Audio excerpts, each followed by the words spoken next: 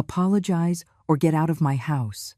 Those were the words my son shouted at me after his wife staged an entire scene of crying and humiliation in front of me. It all started at their house. I had arrived for a family dinner that Saturday evening. Jessica was there, sitting on her outrageously expensive sofa in her designer dress and that fake smile she always gives me when Ethan is looking, a smile that vanishes the instant he turns his head. Dinner was awkward, as always. Jessica talked nonstop about her wealthy friends, her trips, the latest piece of jewelry Ethan had bought her, a diamond necklace that cost $8,000. She said it 3 times during dinner. $8,000. As if she needed me to know exactly how much it was worth, as if she needed to rub it in my face that she has the money and the power in that relationship. I tried to eat in silence. I nodded when necessary. I smiled when I was supposed to. I did everything possible to avoid conflict. But with Jessica, it's never enough. She always finds a way to make me the problem. Helen, you passed the salt without me asking for it. Her voice came out sharp, offended, as if I had committed an unforgivable crime. I had seen her reaching for the salt shaker and simply slid it closer to her. A normal gesture, a common courtesy anyone would do at a table. But for Jessica, it was the perfect excuse. Sorry, I was just trying to help, I said calmly. With that infinite patience I've developed over these 3 years of enduring her contempt. But she was already starting her performance. It's just that you always do that. You always intervene. You always butt in. I can't even have a peaceful dinner without you hovering over me, controlling me. Her voice rose. Her eyes filled with fake tears. Tears that sprang up in a second, as if she had them saved up, waiting for the perfect moment to use them. Ethan put his silverware down on his plate. The sound of metal on porcelain echoed in the silence. I saw him turn to me with an expression I had never seen before, pure hardness, as if I were a stranger who had just insulted his wife in his own home. Jessica, honey, what happened? His voice was soft when he spoke to her, protective, full of concern, the same tone he used with me when he was a boy and someone bothered him at school. But now that tone was for her, and for me there was only contempt. Your mother constantly disrespects me. I can't take it anymore, Ethan. I can't keep pretending everything is okay when she always makes me feel like I'm not good enough for you. Jessica brought her napkin to her eyes. She sobbed. She trembled. An award-winning performance. And my son was buying every bit of it. I was paralyzed in my chair, fork still in hand, watching the scene like I was in a horror movie where I was the main character. I wanted to speak. I wanted to defend myself. But the words got stuck in my throat, because I knew nothing I said would matter. Ethan had already chosen his side. Mom, you need to leave. Ethan's voice was dry, sharp, as if he were firing an employee who had made a serious mistake. I don't want you here tonight. I stood up slowly. My legs were shaking. My heart was pounding so hard I thought everyone could hear it. I took my purse from the chair. My hands moved on their own, as if my body knew it had to get out of there before something worse happened. Ethan, I was just trying to help. I didn't mean to upset Jessica. My voice came out broken, small, as if I had shrunk into something insignificant, something that no longer deserved to be in that house full of luxury and appearances. But he was already comforting his wife, holding her, whispering things in her ear as she continued to cry against his chest. He didn't even look at me as I walked to the door. He didn't even lift his head to see his mother leave. Heartbroken, I reached the front door. I opened it. The cold night air hit my face. But before I could take a step outside, I heard his voice behind me. Firm, final, like a sentence with no appeal. Mom, this can't go on. Jessica is right. You're always interfering. You always make her feel uncomfortable. I need you to come next Saturday and apologize to her in front of all our guests. We're having a dinner party and you are going to apologize properly. Either that or don't bother coming back. I turned to look at him. There was my son. The boy I raised alone after his father abandoned us. The boy I fed with what little I had. The boy I dressed in second-hand clothes so he could go to a good school. The boy I worked double shifts for years. That boy was now a man who looked at me as if I were a problem he needed to solve. Apologize or get out of my house. Those words fell on me like stones, heavy, cold, unmovable. Jessica appeared behind him. She wasn't crying anymore. She had a small smile on her lips, almost imperceptible. But I saw it. That smile of victory. That smile that said she had won, that she had put me in my place, that she had turned me into what she always wanted me to be. Nothing. I nodded. Not in submission. Not because I accepted their version of events. I nodded because in that moment, I made a decision. A decision that would change everything. If they wanted me to apologize in front of their guests, I would. But not in the way they expected. Not with my head bowed and the trembling voice of a mother desperate to win back her son's love. No. I was going to go to that dinner. I was going to stand up in front of all their rich friends with their plastic faces. And I was going to say something none of them expected to hear. Something that would destroy the entire perfect facade Jessica and Ethan had built. Something that would make them regret ever treating me this way. All right, Ethan. I'll be there on Saturday. I'll apologize to Jessica. I promise. My voice came out calm. Too calm. So calm that I saw a flicker of doubt in my son's eyes. But it was too late.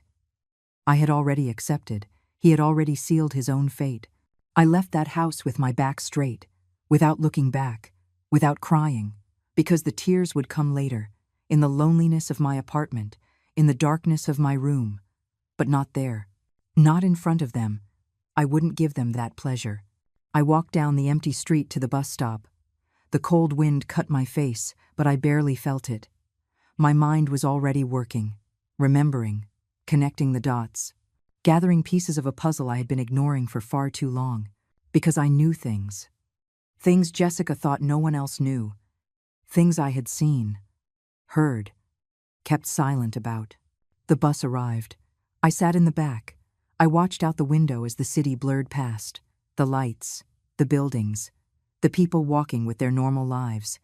And there I was, 67 years old, feeling like everything I had worked for was collapsing, but also feeling something new, something I hadn't felt in a long time, determination, because that Saturday wasn't going to be the day Helen Marquez knelt before a manipulative woman and her son who was blinded by money. That Saturday was going to be the day the truth came out. The day everyone would see who Jessica Davenport really was. The day my son would discover that the price of humiliating your mother is higher than he ever imagined. I got to my apartment. I closed the door. I stood in the darkness of the entryway, and for the first time in 3 years, I smiled. A small, bitter smile, but a real one. Because now I had a purpose, now I had a plan, and nothing and no one was going to stop me. There was a time when Ethan and I were inseparable, a time when he would come to me to tell me everything, his joys, his fears, his dreams. A time when I was his favorite person in the whole world. I remember the day he was born, March 29th. It was raining so hard the streets looked like rivers. I was alone at the hospital. His father had left us 2 months earlier when he found out a baby was coming. He said he wasn't ready to be a father, that he had other plans, that I would understand someday. I never understood. But I didn't need him either. Because when they placed Ethan in my arms and I saw him open those dark eyes, I knew he was all I would ever need in this life. The first few years were hard. I worked in a laundromat during the day and cleaned offices at night. I slept 4 hours, sometimes less.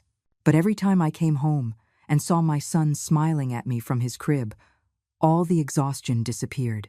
All the pain was worth it. Because I was building something. I was giving my son a chance at a better life than mine. Ethan was a brilliant child. He learned to read before the other kids in his class. He always brought home good grades. The teachers told me he was special, that he had a promising future, and I believed it. I worked more hours. I saved every penny, all so he could go to a good college someday. When he was 8, Ethan won a math contest at his school. I remember him running home with the certificate in his hands. Mom, I won! Look what I won! His eyes were shining with excitement, with pride. I hugged him so tight that he laughed and told me I was squishing him, but I couldn't let go. I couldn't stop thinking that all the sacrifice was paying off. That night, we had his favorite meal. Spaghetti with tomato sauce. Nothing fancy, nothing expensive. But for us, it was a feast. We ate sitting on the living room floor because we didn't have a table yet. We laughed. We talked about his dreams. He wanted to be an engineer. He wanted to build huge bridges that connected cities. He wanted to do important things. And I told him he would, that I would do everything possible to make sure he did. And I did. I worked until my body begged for rest, and even then, I kept going. Every extra dollar went into a savings account for his education. Every weekend I could pick up an extra shift. I took it. It didn't matter how tired I was. It didn't matter how much my back ached or how much my hands burned from all the washing and cleaning. Ethan was my purpose. My reason to keep going. When he reached his teenage years, our bond grew even stronger. He told me about the girls he liked, about problems with his friends, about his insecurities. I was his confidant, his advisor, his safe harbor. Every night, before bed, he would come into my room, and we would talk for hours, about everything, about nothing, just enjoying each other's company. "Mom, you're the strongest person I know," he told me one night when he was 15. He had just found out that one of his classmates had both parents and lived in a big house with a yard. I think he felt bad about our situation, about our small apartment, about the clothes I wore, which were already years old. But I took his hand and told him we didn't need more, that the two of us were enough, that love isn't measured in square feet or new clothes. And he believed me. For many years, he believed me. We were a team, Helen and Ethan against the world. That's what we called ourselves. That's how we felt. Invincible, united, unbreakable. He managed to get into college on a scholarship. I cried with happiness the day the acceptance letter came. I cried so much that Ethan had to hug me and tell me it was okay, that we had done it, that his life was going to change. And it did. He studied civil engineering, just like he always dreamed. He graduated with honors. He got a job at a major firm. He earned good money, very good money, more money than we had ever seen in our entire lives. The first thing he did when he got his first paycheck was take me to a fancy restaurant. "Mom, this is for everything you did for me." He ordered wine. He ordered an appetizer. He ordered dessert. He spent almost $200 that night. I felt uncomfortable with so much luxury, but he was so happy, so proud to be able to treat me, so grateful. He took my hand across the table and told me he would never forget everything I had sacrificed for him. I'll never forget those words, because they were the last truly honest words he ever said to me. The last words before everything changed, before she appeared. During the first few years of his career, Ethan came to visit me every week. Sundays were ours. We ate together. We watched movies. We talked about his work, his projects, his future plans. He bought me a new refrigerator when the old one broke. He helped me pay the rent when I had a tough month. He was attentive, affectionate, present. "Mom, when I have my own house, you're going to live with me," he promised me more than once. "You'll never have to worry about anything ever again. I'm going to take care of you, like you took care of me." And I believed him. Of course I believed him. He was my son, my boy, the man I had trusted my entire life. But then she arrived, Jessica Davenport. He met her at a business conference, a woman from a wealthy family, with contacts, with influence, with all the money we never had.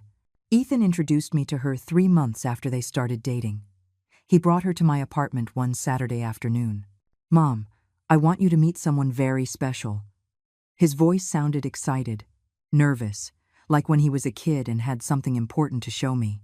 I opened the door, and there she was, Jessica, with her brand-name clothes, her expensive shoes, her perfume that probably cost more than my monthly rent. She looked at me with a polite smile, but her eyes sized me up in a second. They measured me, they judged me, and they found me lacking. "A pleasure, Helen." She didn't say Mrs. Marquez. She just used my first name, as if we were friends the same age, as if she had the right to be so informal from the first moment.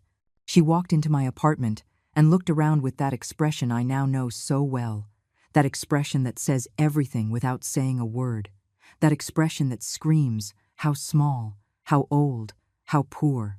I made coffee. I served cookies I had bought especially for the visit. I tried to make conversation, but Jessica answered in monosyllables, with forced smiles, with glances at her watch, as if being in my home was a torture she had to endure just because Ethan had asked her to. And Ethan didn't notice, or didn't want to notice. He was so fascinated by her, so enchanted. He looked at her as if she were the most wonderful thing he had ever seen.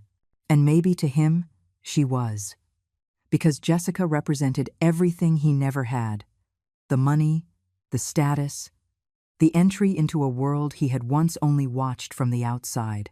After that visit, everything changed, slowly at first. So slowly I almost didn't notice. Ethan started canceling our Sundays. I have dinner with Jessica's parents. I have a work event. I have to go with Jessica to some function. There was always a reason. There was always something more important than spending time with me. The calls became less frequent, the visits more spaced out. And when he did come, he wasn't the same. He talked differently. He dressed differently. Even the way he looked at me had changed, as if he were suddenly ashamed of where he came from. As if I were an uncomfortable reminder of a life he wanted to forget. But I kept waiting. I kept believing it was just a phase, that when the novelty of the relationship wore off, my son would come back, that he would remember who was there when he had nothing, that he would remember who sacrificed everything so he could get where he was. How wrong I was. Jessica interred my son's life like a quiet storm. At first, everything seemed normal, even nice. Ethan was in love, and I wanted to see him happy. That's what a mother does. You put your son's happiness above your own doubts, above that inner voice telling you something isn't right. The first few months after meeting her were confusing.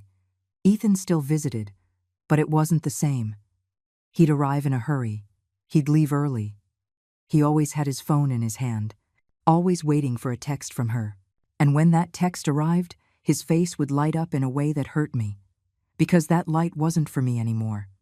It wasn't because he was with me. It was for her. One Sunday, he arrived with news. Mom, Jessica, and I are getting married. He said it with a huge smile, with that childlike excitement he always had when something good happened to him. I should have jumped for joy.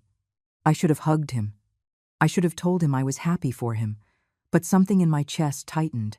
Something told me this wasn't going to end well. Still, I smiled. Still, I hugged him. Still, I said all the words a son expects to hear from his mother at a moment like that, because that's what we mothers do.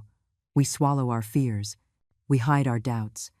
And we offer support, even if inside we're dying of worry. The wedding was elegant. Too elegant. They got married in a ballroom that cost over $30,000 just for one night. There were flowers everywhere, imported roses, orchids, arrangements so large they looked like sculptures. The food was from a renowned chef. The cake had 5 tiers.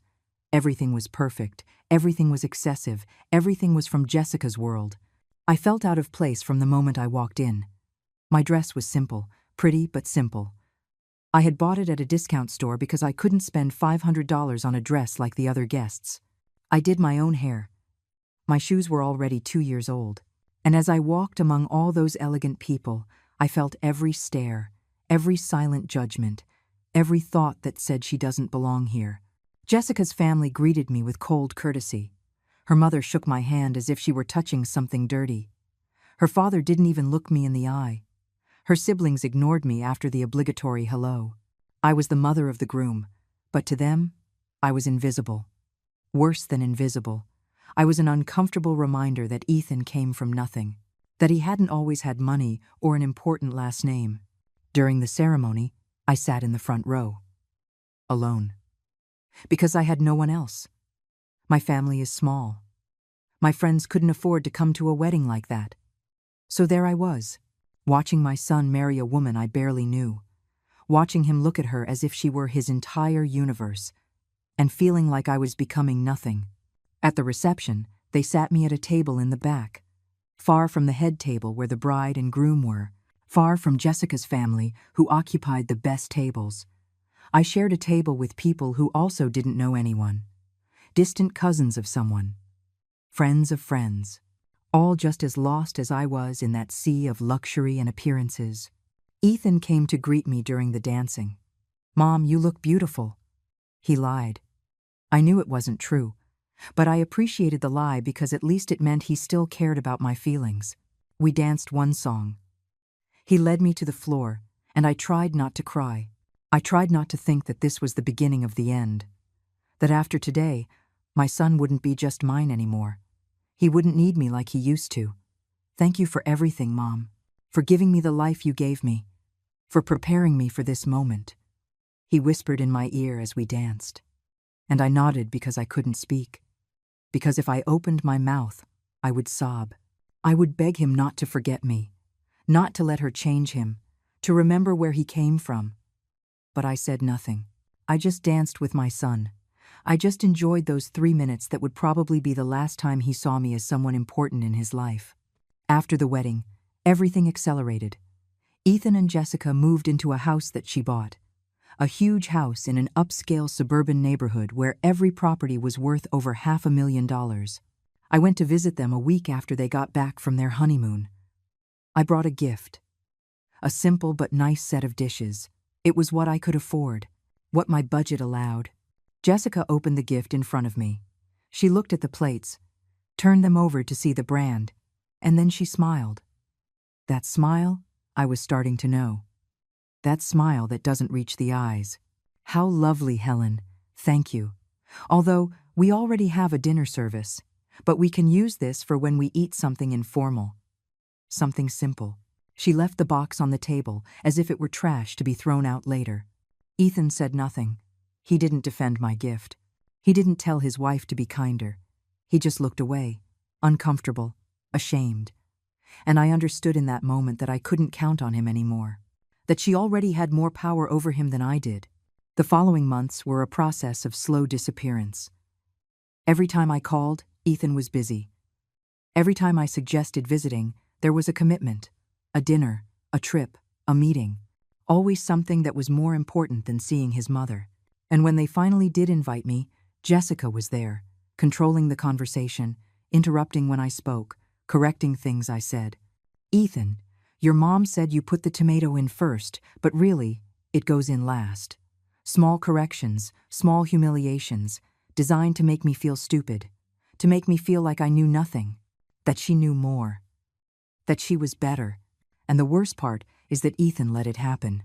He would laugh, he would nod, he would agree with her, his mother who raised him, his mother who sacrificed everything for him, his mother who worked until she broke so he could get an education.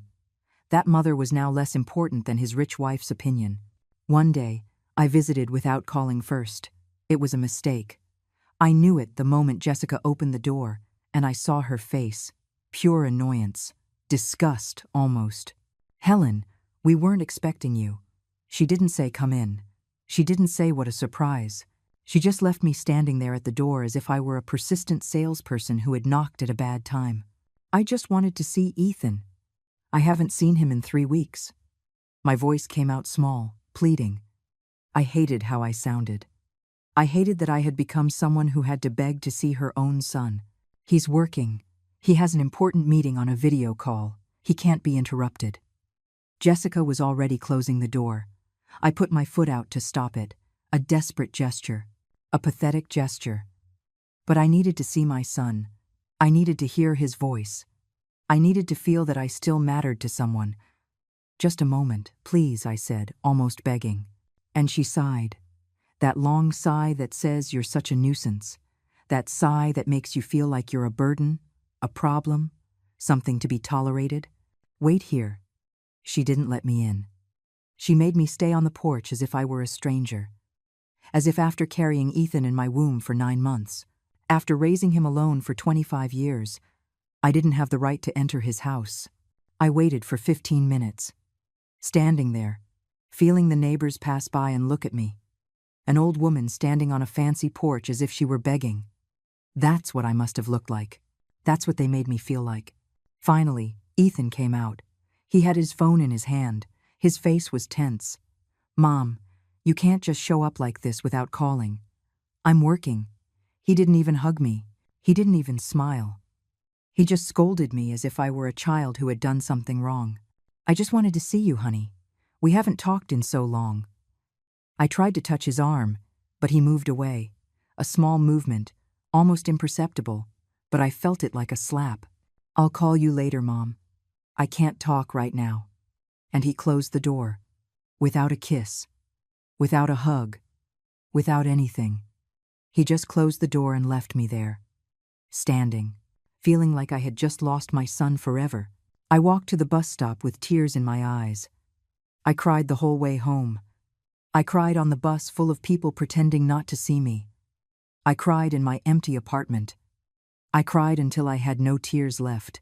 And then I realized something. Jessica hadn't just married my son. She had conquered him. She had changed him. She had turned him into someone I no longer recognized. Someone capable of closing the door in his own mother's face. The months that followed were the hardest of my life. Worse even than when Ethan's father abandoned us. Worse than the nights working without sleep. Worse than the years of poverty and sacrifice. Because this time, the pain was coming from my own son. And that pain has no equal. I tried to talk to him. I tried to make him see what was happening. I would call, and he was always in a hurry. "Mom, I'm in a meeting. Mom, I'm heading out to dinner. Mom, Jessica is waiting for me."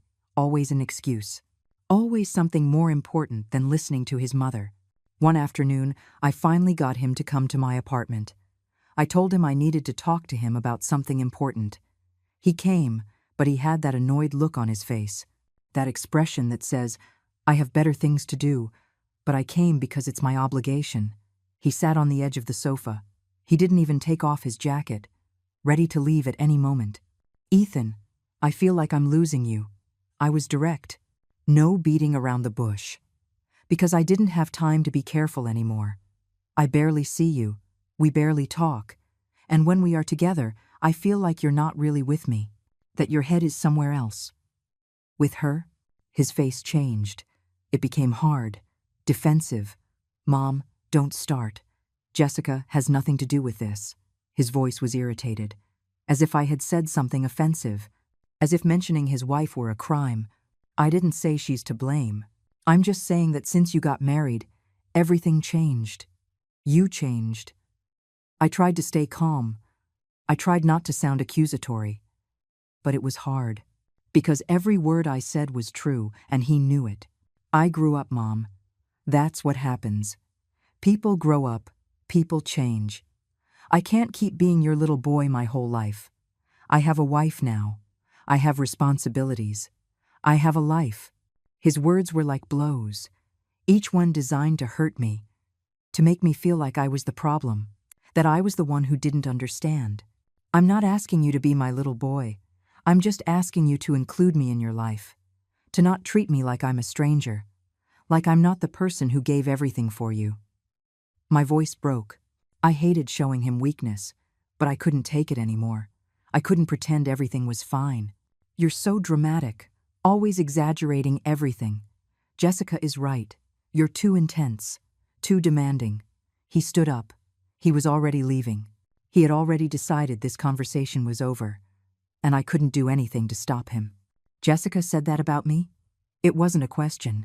It was a confirmation that she spoke ill of me, that she was filling him with poison against his own mother, and he was letting her. Worse, he believed her. Ethan didn't answer. He just looked at me with those eyes I no longer recognized. Those eyes where there once was love, and now there was only discomfort, annoyance. "I need to go, Mom. Jessica is waiting for me to go to dinner with her parents." And he left, leaving me there with a broken heart and 1,000 unanswered questions. After that conversation, I stopped insisting. I stopped calling him so much. I stopped suggesting plans. Because every rejection hurt more than the last. Every excuse was like a door slamming shut. And I was tired of banging my head against closed doors. But the silence was worse. Not hearing from him. Not hearing his voice. Watching weeks go by without a call, without a text, without anything. It was like watching him die slowly, like losing him bit by bit, and not being able to do anything to stop it. One night I dared to send him a text. Simple, direct. "Ethan, I miss you. Can we see each other? I sent it and stared at the phone, waiting for his reply. An hour passed. 2 hours. 3 hours. Nothing. He left me on red. He didn't reply. My own son ignored me as if I didn't exist. 2 days later, he finally responded. Sorry, Mom. I've been busy. Maybe we can get together next month. Next month. As if I were a dentist appointment that could be rescheduled. As if seeing me were an annoying obligation that had to be fulfilled eventually, but with no hurry. I tried to fill my time with other things. I started going to church more often. I made friends with Margaret, a woman my age who was also alone. She understood. She also had children who had drifted away, who visited her once a year if she was lucky. We would meet for coffee, talk about our lives, our sorrows. It was a small comfort, but a comfort nonetheless. But nothing filled the void Ethan had left. Nothing healed the pain of knowing that the son I gave everything for now treated me like I was an obstacle in his perfect life. The months passed, and the visits became even rarer. When they finally invited me to their house, everything was awkward. Jessica treated me with that fake kindness that is worse than direct mistreatment.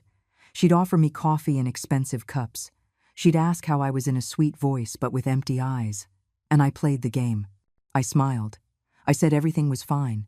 I pretended not to notice her digs, her poisoned comments disguised as concern.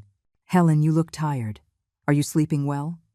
You should take better care of yourself at your age, she'd say while pouring me tea in fine china. As if she cared, as if she were really worried about my well-being, but I saw the truth in her eyes. She just wanted me to look bad, to feel bad, to know that I didn't belong in her world.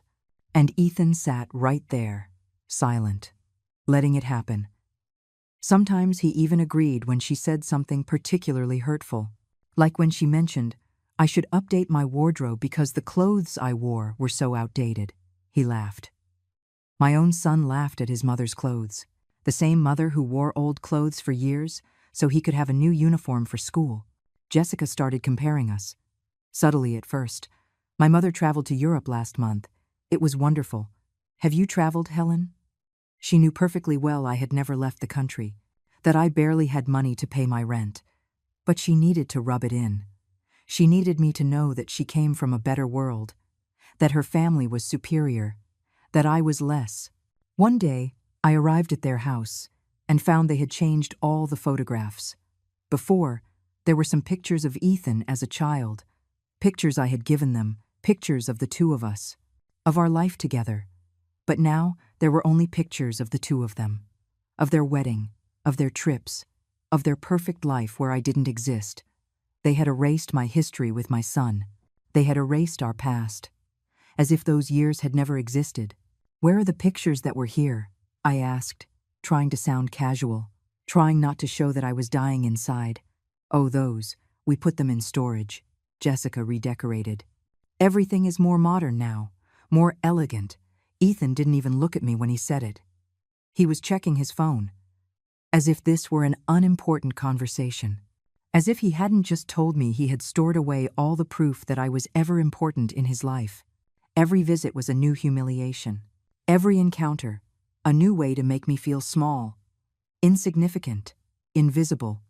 And the worst part is that Ethan didn't just allow it. He participated.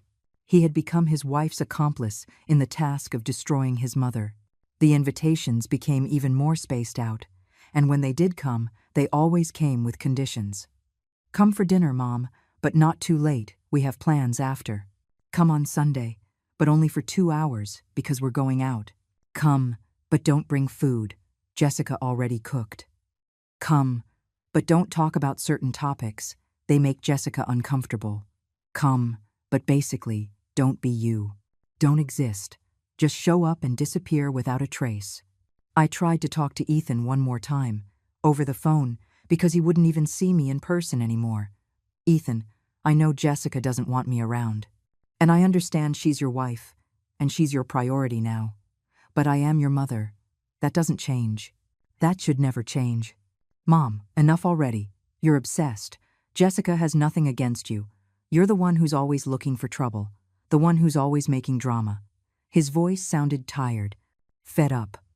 as if I were a capricious child who couldn't understand reason, as if this were all a product of my imagination, of my need to create conflict where there was none. I'm not looking for trouble. I just want you to treat me like your mother, to include me in your life, to not make me feel like I'm a nuisance. The tears started to fall. My voice trembled. I didn't care about sounding desperate anymore. I was desperate. I can't keep having this conversation. It's always the same with you. Always the victim, always suffering. You need to grow up, Mom. You need to understand that you're not the center of my world anymore. And he hung up. My son hung up the phone on me while I was crying, while I was begging him for a little love, for a little consideration. I sat there in my living room, with the phone in my hand, feeling like I had just lost the final battle, that there was nothing more to be done, that my son was gone, that the boy I raised with so much love had become a stranger, someone capable of hurting me without remorse, without guilt, without anything. The truth came to me in the most unexpected way. A Tuesday afternoon.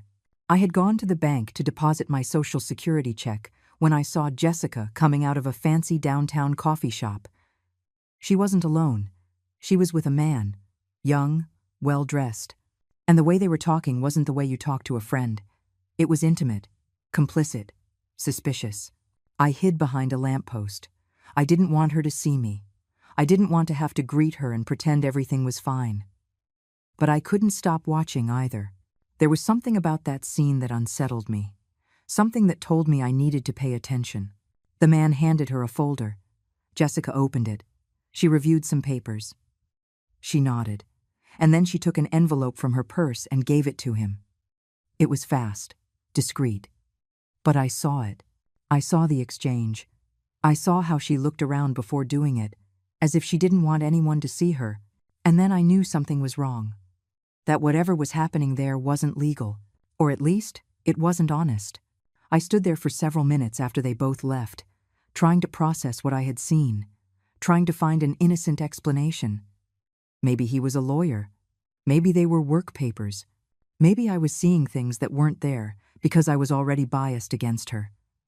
But something deep inside told me no, that this was important, that I had to investigate, that I had finally found a clue to who Jessica Davenport really was. I couldn't sleep that night.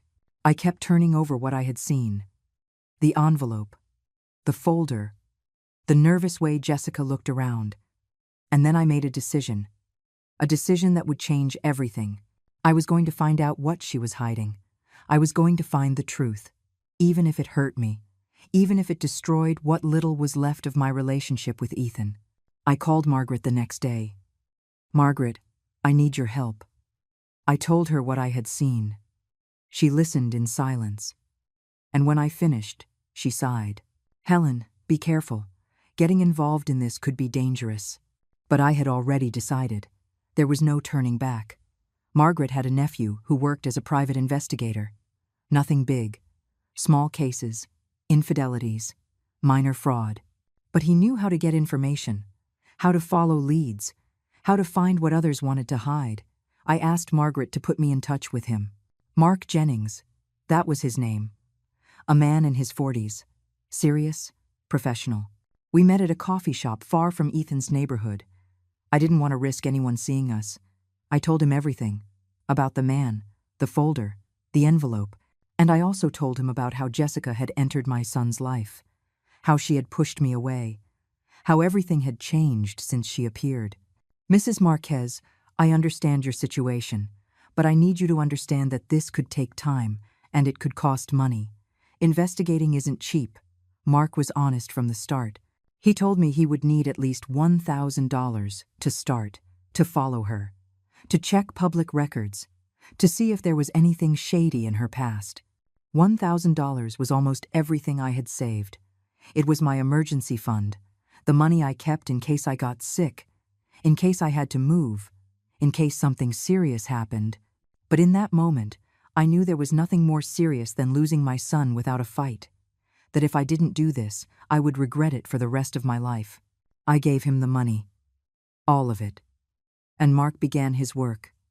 He told me he would call me in 2 weeks, that I shouldn't try to contact Jessica or Ethan in the meantime.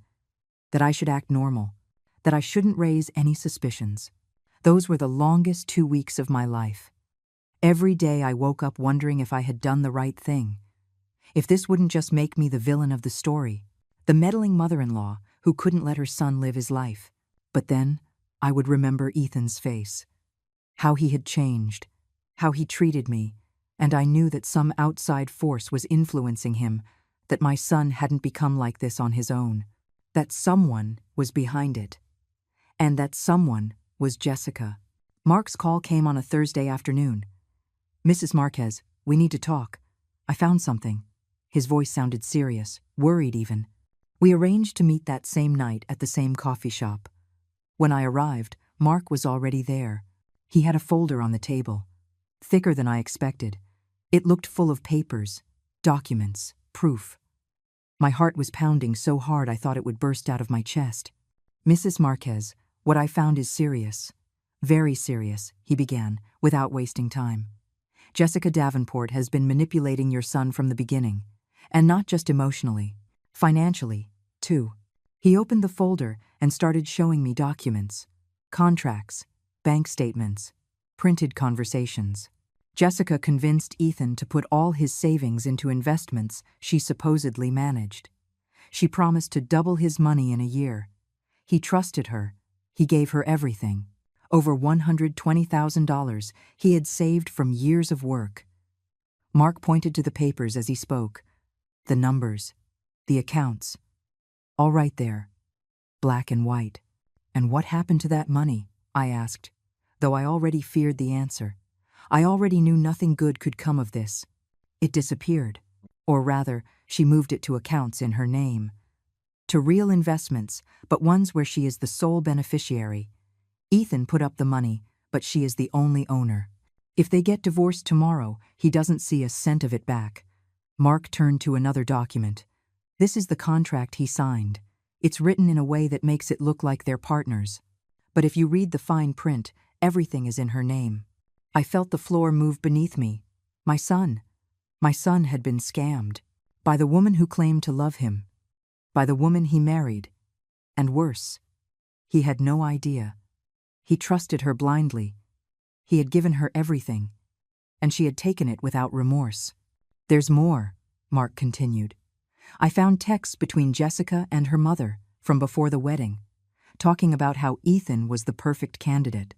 Young, good salary, no family to interfere much. Those were her words. No family to interfere. And then there are more recent messages where she talks about you, Mrs. Marquez. What do they say?" My voice came out as a whisper. I was trembling. My whole body was trembling. Mark showed me the screenshots, WhatsApp conversations between Jessica and her mother, between Jessica and her friends, all talking about me, about the old lady, about the mother-in-law who doesn't know her place, about how she needed to get Ethan away from me because I was an obstacle to her plans. I've almost got him where I want him. I just need him to finish cutting ties with the mother. He's too dependent on her. But I'm working on it. Little by little, I'm convincing him she's toxic, that she manipulates him, that he needs to get away to be happy. That message was from 6 months ago. 6 months in which Jessica had systematically poisoned my son against me. Another message read, "The old lady showed up today without calling. I had to make up that Ethan was busy. She can't keep just appearing like that. I need him to set clearer boundaries. Maybe if I stage a situation where she looks bad in front of everyone, he'll finally understand he has to choose. Either her or me. And obviously, he'll choose me." Tears streamed down my face, unchecked. I read message after message, seeing how this woman had planned every step, every humiliation, every moment of pain. It had all been calculated. It had all been part of a plan to destroy my relationship with my son and take his money. I also found this. Mark pulled out more papers. Jessica has debts. A lot of debts. Her family isn't as rich as they seem. Her father has been bankrupt for 3 years. He lost his business. The house they live in is mortgaged to the hilt. All the money they have is borrowed. It's all appearances, pure smoke. And Jessica needed to marry someone who could maintain that lifestyle.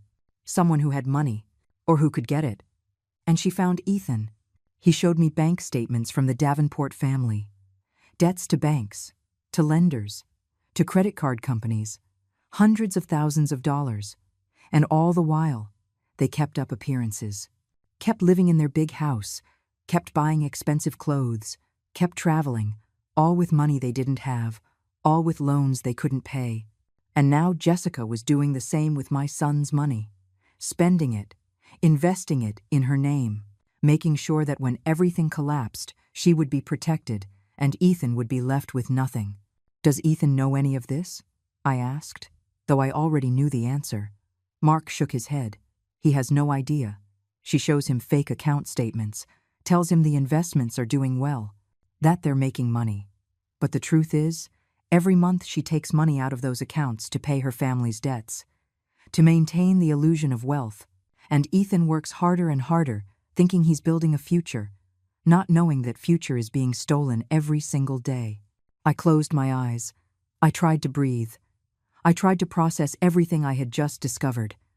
My son was being manipulated, scammed, deliberately alienated from me, and all for money. For damn money and appearances. What do I do with this, Mark? How do I tell my son that the woman he loves is a liar? How do I show him this without him thinking I'm making it up because I don't like his wife? That's the problem, Mrs. Marquez. Jessica has done a perfect job.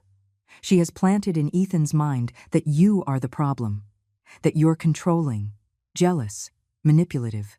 So if you show up with this proof, there's a good chance he won't believe you, that he'll think you paid to fabricate evidence, that you're so desperate to separate them that you're capable of lying.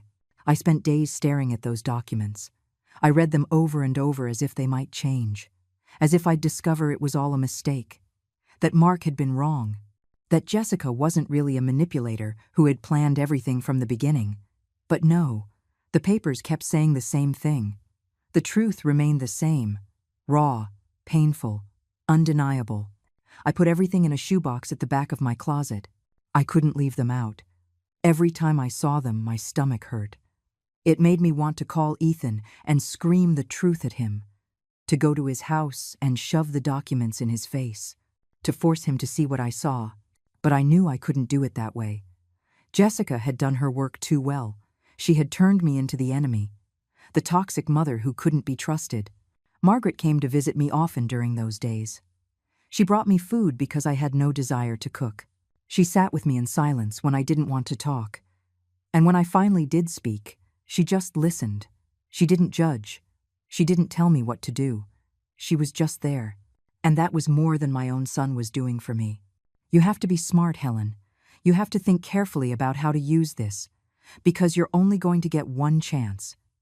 If you do it wrong, Ethan will never believe you, and you'll lose him for good. Margaret's words echoed in my head all the time. She was right. I couldn't mess this up. I couldn't let my emotions control me. I had to be cold, calculating. Like Jessica, I started to watch, to pay attention to every detail. Every time Ethan mentioned something about his life, I wrote it down. Dates, names, places, financial decisions Jessica had suggested, trips they had taken, big purchases, everything. I was building a map, a timeline that showed the pattern, the systematic way Jessica had taken control. I also started saving every text Ethan sent me, every conversation where he repeated things that Jessica had clearly told him. Mom, you need to understand you can't just come over whenever you want. Mom, she feels uncomfortable when you criticize her decisions. Mom, you have to respect that I have my own family now. Words that didn't sound like my son. Words that had Jessica's venom hidden behind them. Mark called me 2 weeks later. I have more information. Jessica is planning something. We arranged to meet again. This time in a park. More discreet. Less chance of anyone seeing us together. Jessica is going to ask Ethan to buy a new house. Bigger. More expensive. She already found one. It's worth $800,000. She's going to tell him it's an investment. That the value will go up. That it's the perfect time. Mark showed me an email she had sent to a real estate agent, dated 2 days prior. My husband has good credit and excellent income. We are ready to make an offer. Ethan doesn't have $800,000. I barely had enough to buy the one I live in now, I said, confused, not understanding how Jessica planned to do this. I know, but she's going to convince him to take out a massive loan, to use all the credit he has. And when they get that house, she's going to have it put in both their names, but with a special clause. If they divorce, the house goes to her, because she's going to argue that her family put down the down payment, which is a lie.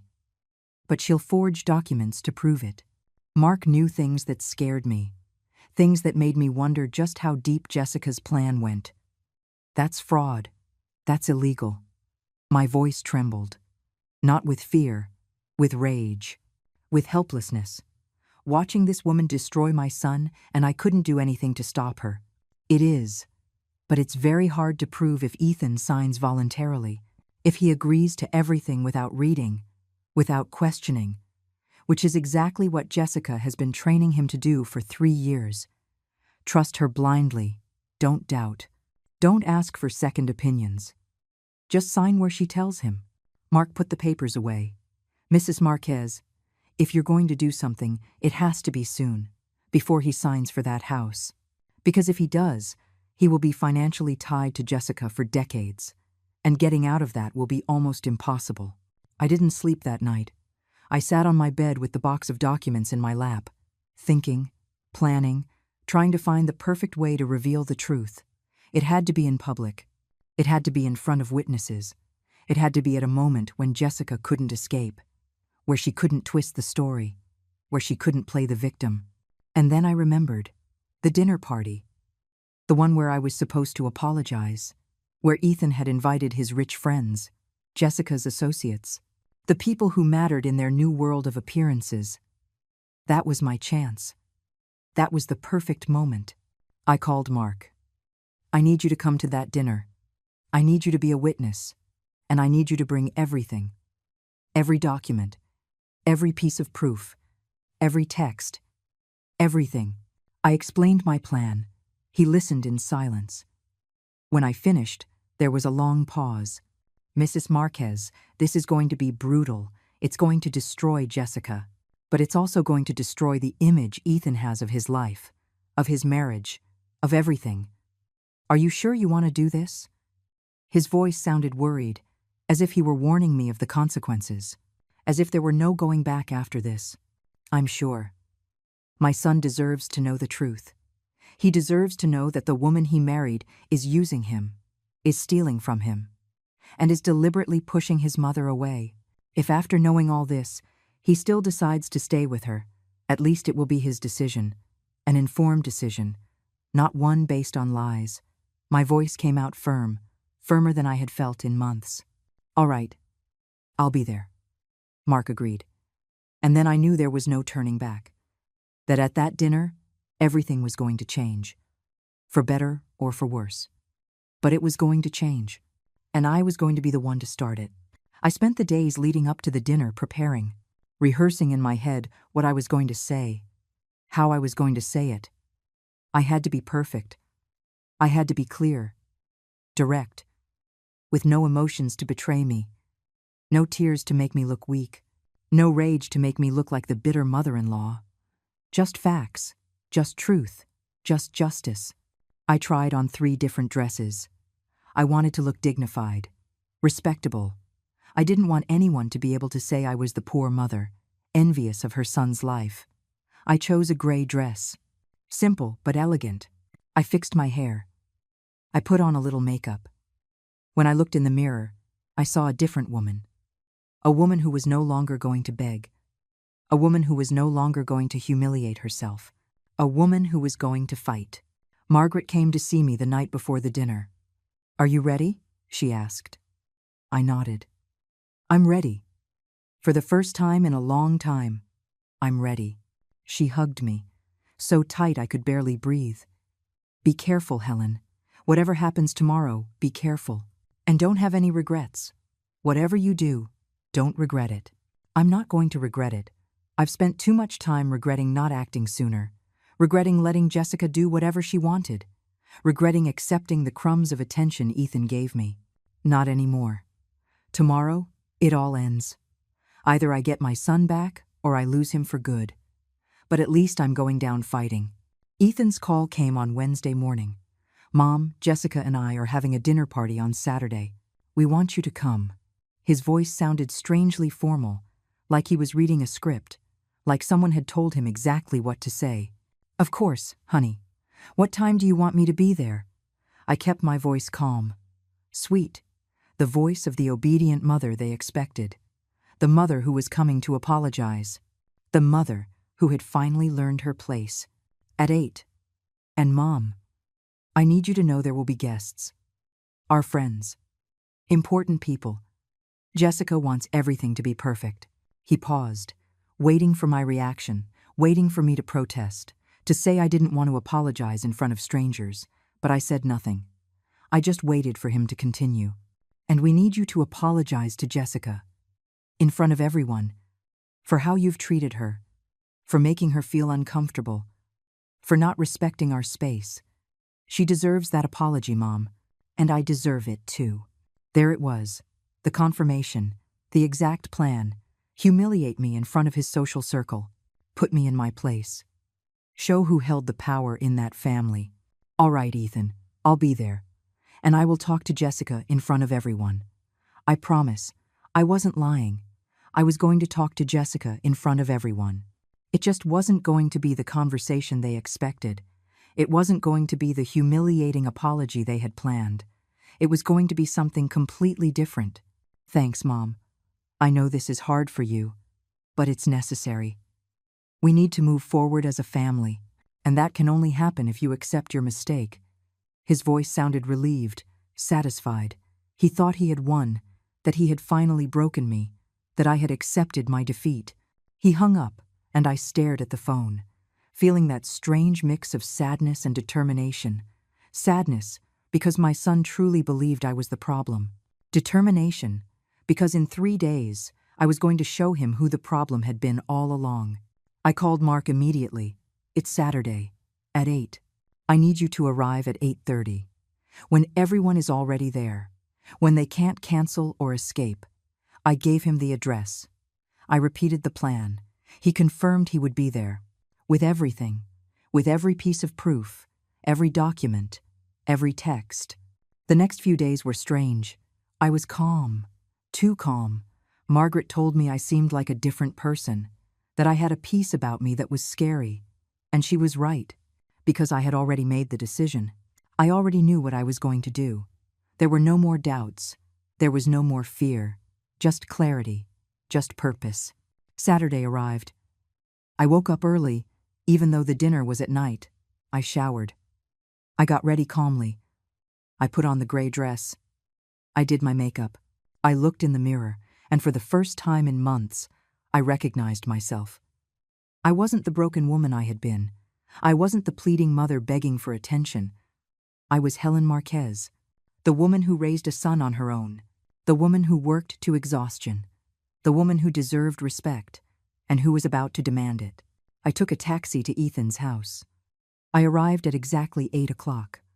I rang the doorbell. My heart was pounding, but my hands weren't shaking.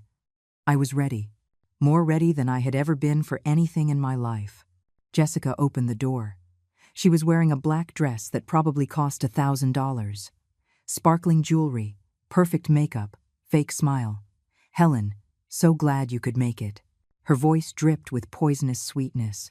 The sweetness she uses when there are witnesses, when she has to pretend to be the perfect daughter-in-law. I walked in. The house was full of people. Elegant couples, well-dressed, with wine glasses in their hands, chatting in small groups. The smell of expensive food filled the air. Everything was perfect. Everything was designed to impress, to show success, to scream, "Look at everything we have." Ethan walked over. He gave me a quick kiss on the cheek. "Mom, thanks for coming.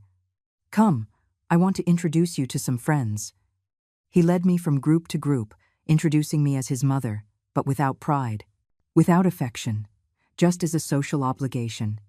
"This is my mom. This is Helen." Empty words, meaningless, loveless. I smiled.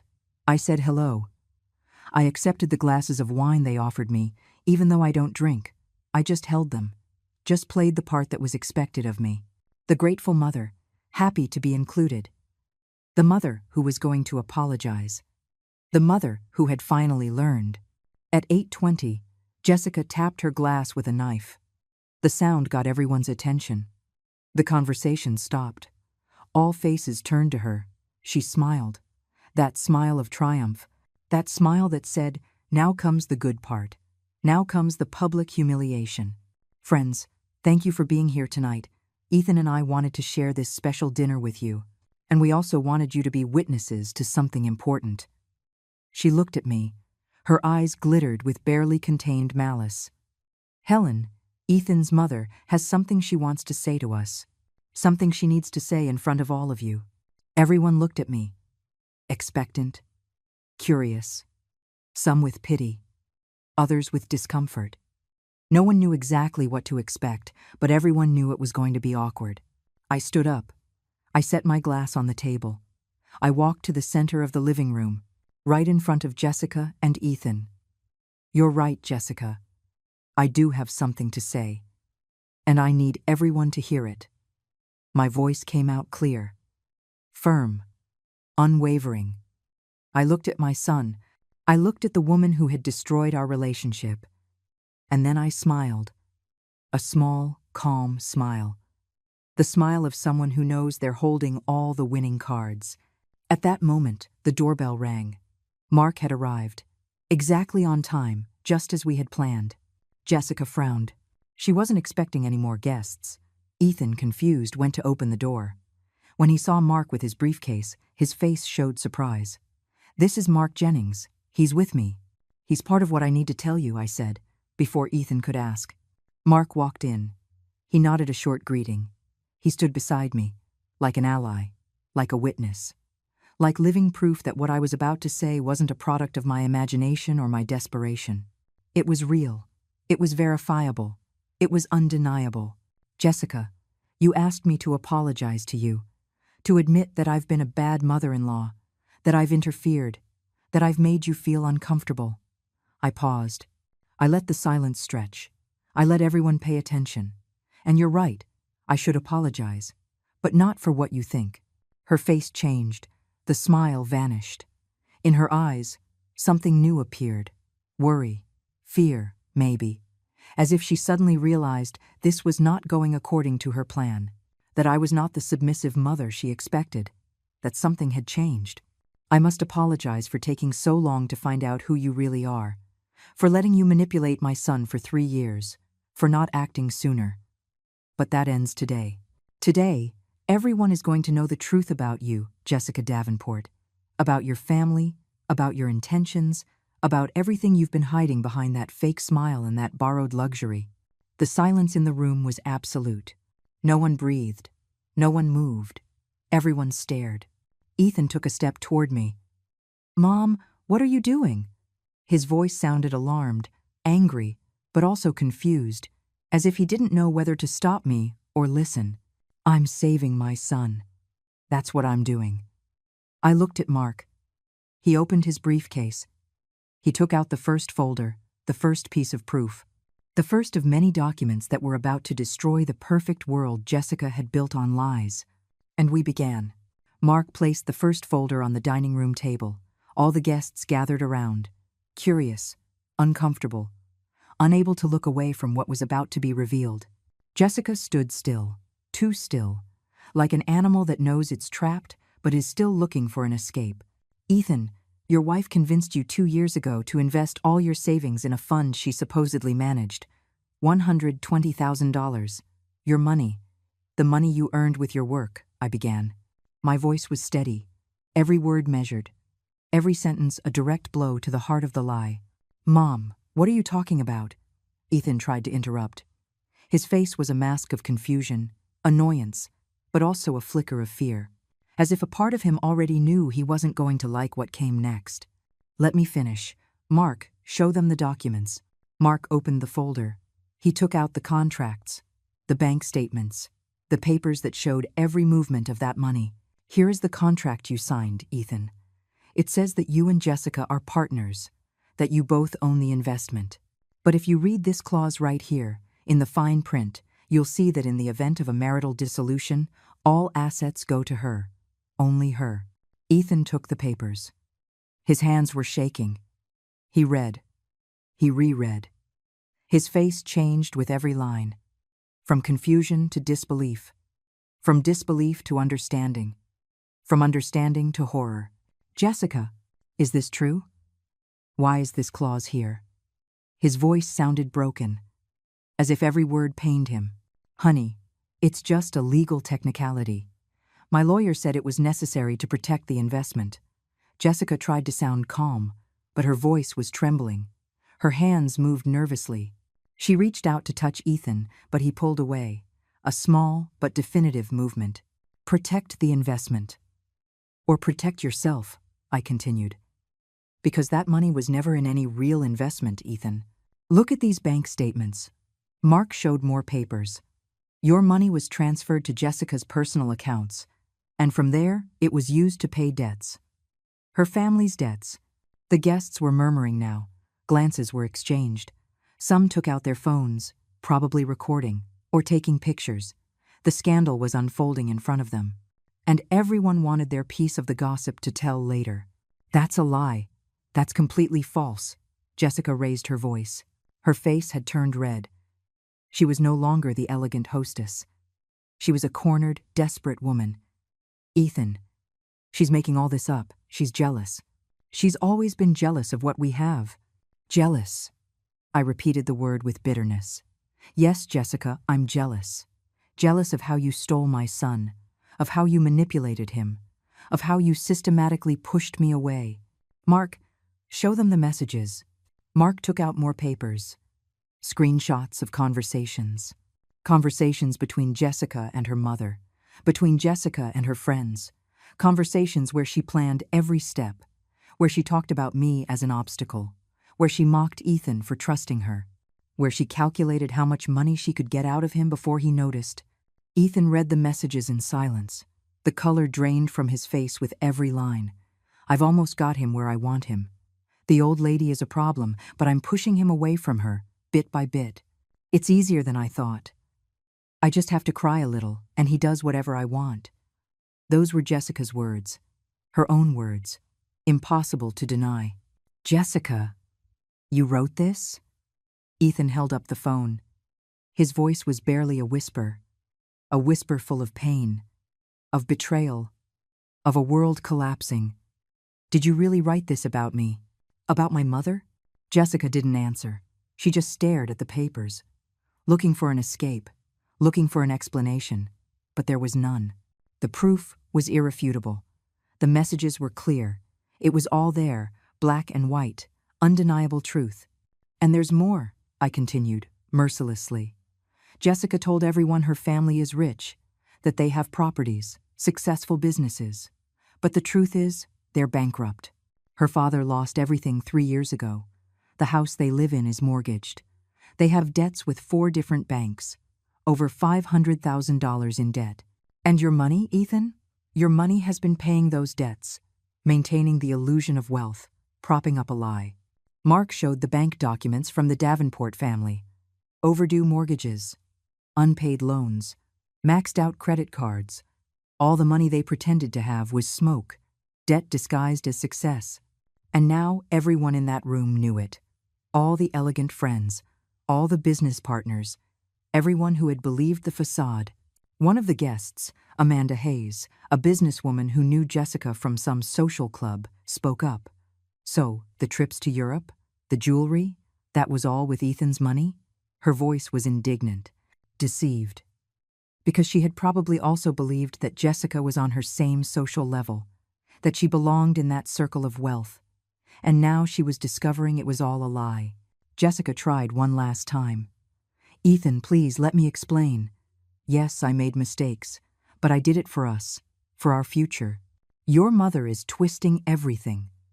She's making it look worse than it is. Her eyes filled with tears. Real tears this time.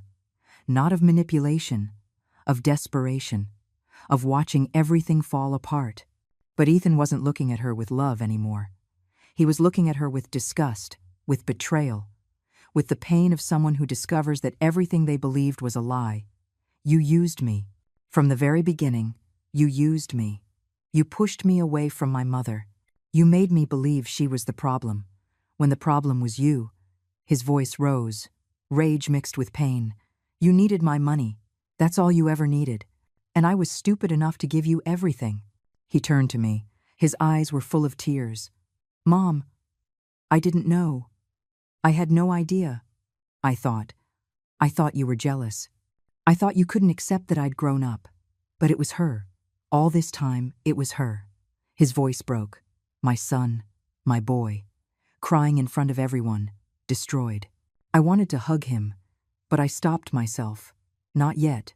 First, I had to finish what I started. First, I had to make sure Jessica could never hurt him again. Ethan, she was going to have you sign an $800,000 mortgage next week for a house that was going to be in her name, with fake documents saying her family put down the down payment. You were going to go into debt for 30 years for a house that would never have been yours. Mark showed the emails, the documents from the real estate agent, the entire plan, detailed, ready to be executed. All that was missing was Ethan's signature. Just one more week of deception, one more week of lies, and my son would have been financially trapped forever. The guests weren't hiding their shock anymore.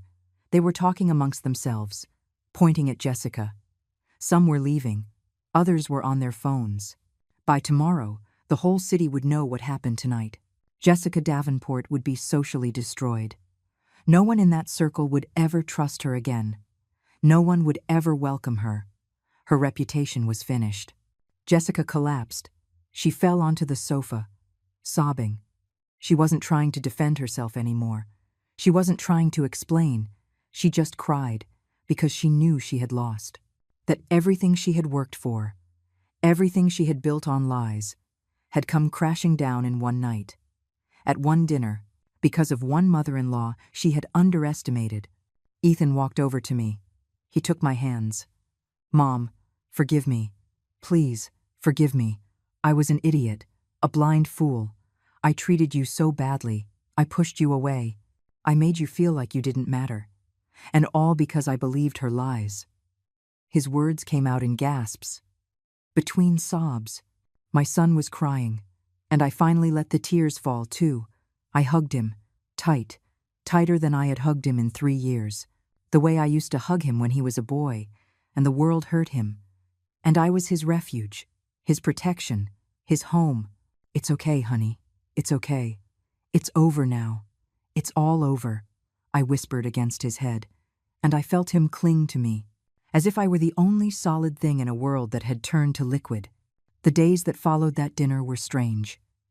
Ethan showed up at my apartment the next day, early. His eyes were swollen from crying. He had an expression I hadn't seen on his face in years, pure vulnerability. He sat on my old sofa, and for hours, he said nothing. He just sat there, like when he was a boy and would come looking for comfort after a hard day. I didn't try to fill the silence with words. I didn't say I told you so. I didn't bring up the 3 years of pain. I was just there, present, as I had always been, as I always would be. Because that's what mothers do. We take our children back when the world breaks them, without judgment, without reproaches, just with open arms. Mom, how could I have been so blind? He finally spoke.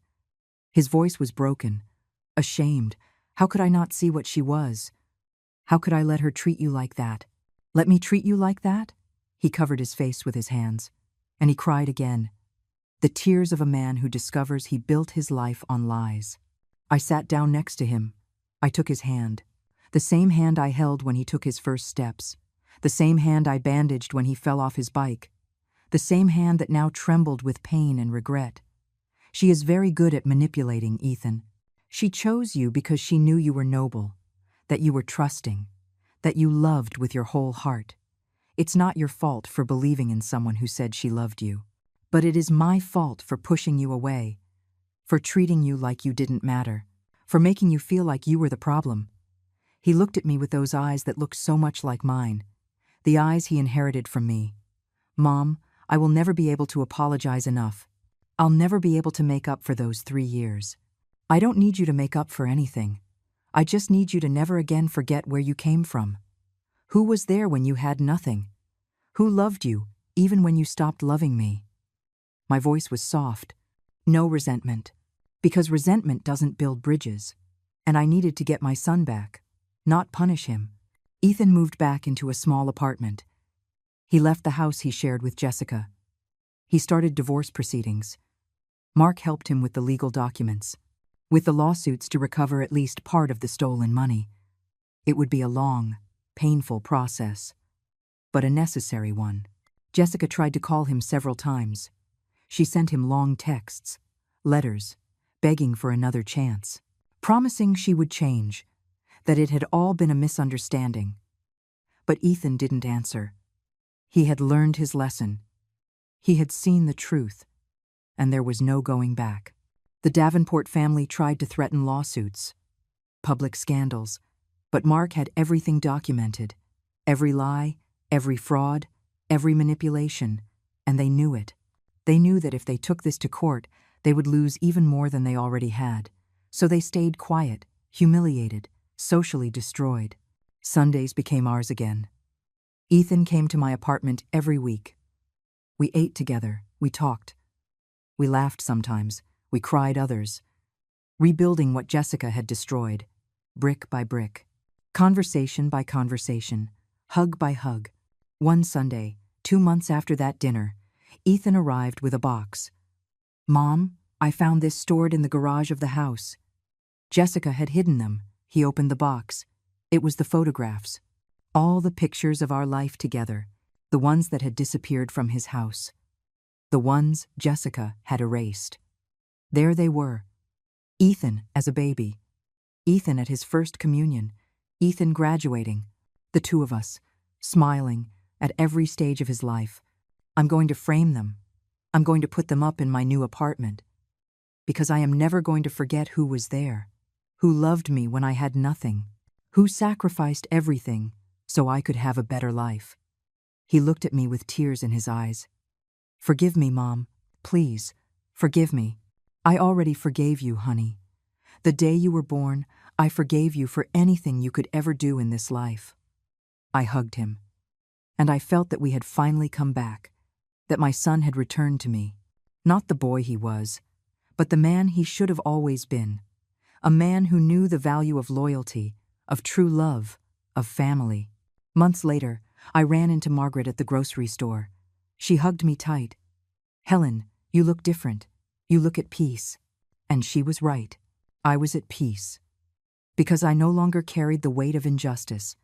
I no longer lived wondering what I had done wrong. I no longer felt invisible. I had gotten my dignity back, not by begging, not by pleading, but by defending myself, by showing the truth, by refusing to be the silent victim everyone expected me to be. And in doing so, I didn't just save myself, I saved my son. Ethan now calls me 3 times a week. He visits every Sunday. He includes me in his life, not as an obligation anymore, but as a choice, as someone who wants to be there, who values my presence, who understands what he lost during those 3 dark years. Sometimes he asks me how I could forgive him so easily, how I could take him back without reproaches, without making him pay for the pain he caused. And I tell him the truth, because a mother's love isn't conditional. It's not a love that keeps score. It's a love that forgives, that waits, that never gives up. But I also tell him that forgiveness doesn't mean forgetting, that the scars are still there, invisible but real, and that he will have to live with the knowledge that he hurt the person who loved him most. That is his burden. That is his lesson. And it's a lesson he needed to learn. One afternoon, while we were having coffee in my living room, Ethan said something I'll never forget. "Mom, thank you for not giving up on me. Thank you for fighting. Because if you hadn't, I would have lost everything. My money, my dignity, and worst of all, I would have lost you. And that would have been the most terrible thing of all." I smiled, a calm, serene smile.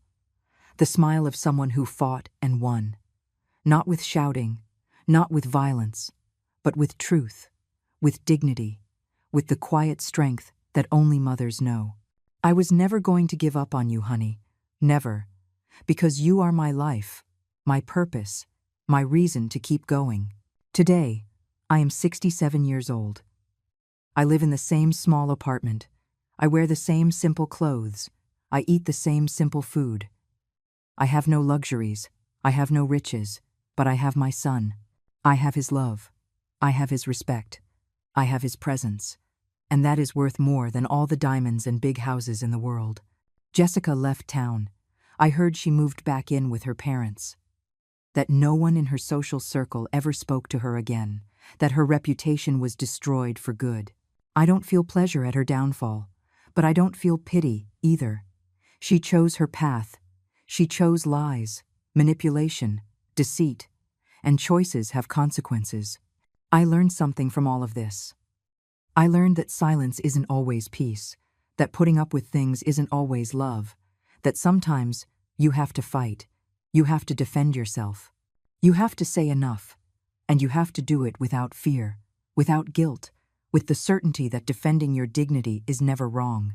We mothers do not have to accept mistreatment from our children just because we love them. We do not have to disappear to make room for their new lives. We do not have to become ghosts of our former selves. We deserve respect. We deserve love. We deserve to be present. And if that respect doesn't come willingly, then we have to demand it, with truth, with proof, with the firmness of someone who knows they are right. Because in the end, the truth always wins. Always. It may take time. It may hurt. It may cost tears and sleepless nights. But it always, always wins. Today, I look out the window of my apartment. I see the sun setting over the city, and I smile.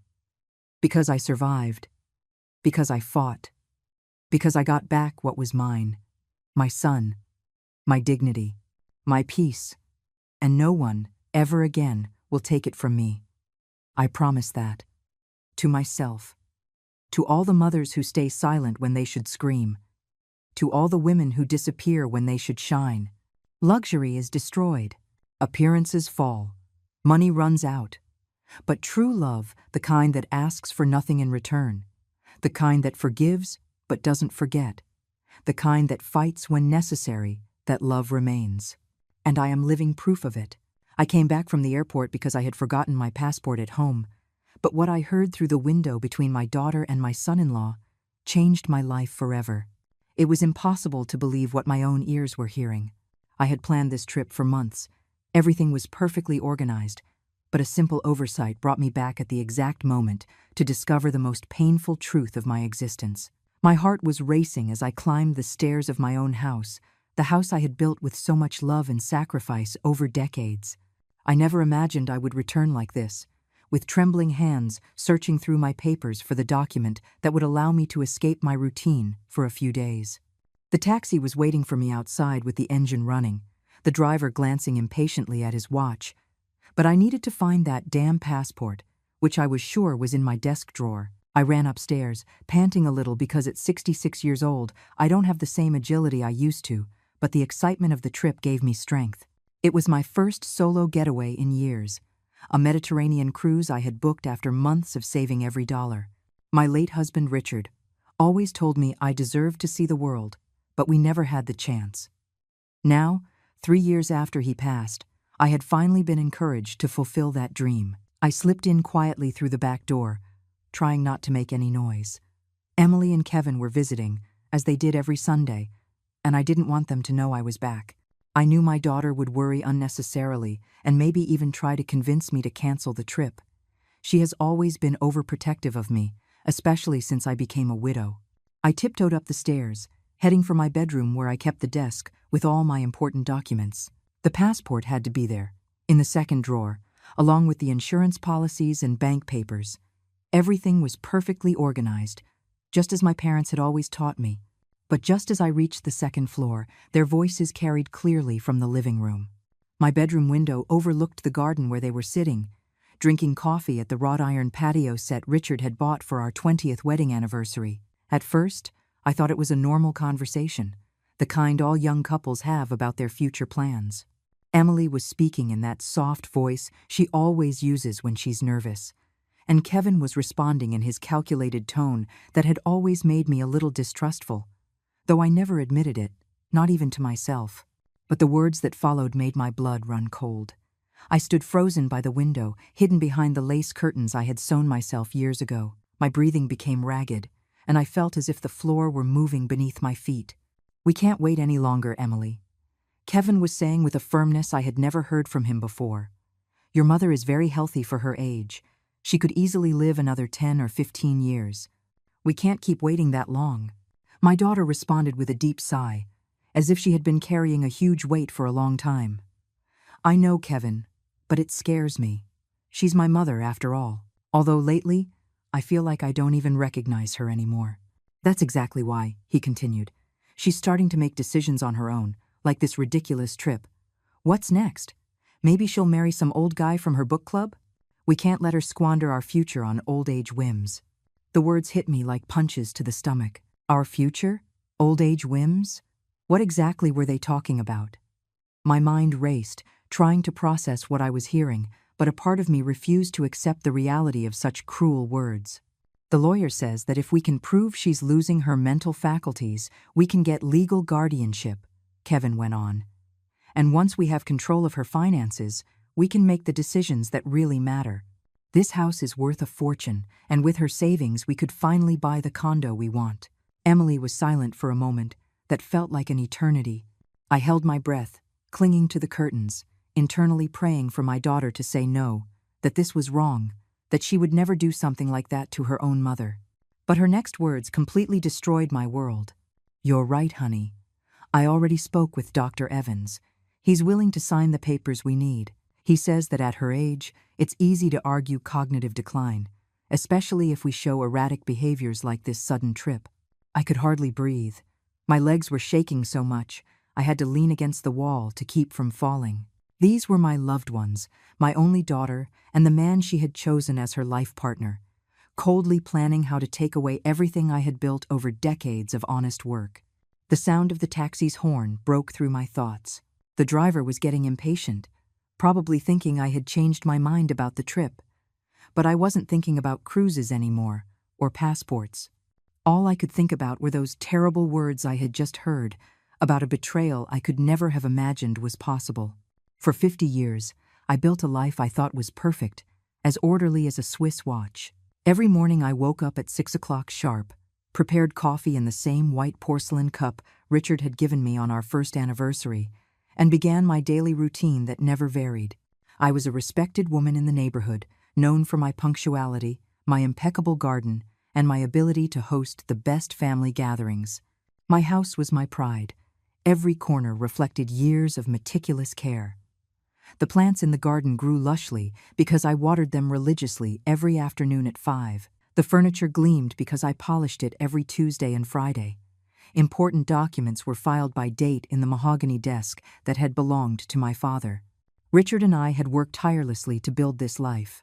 He as an accountant at a textile company for 30 years, and I as an elementary school teacher for 25.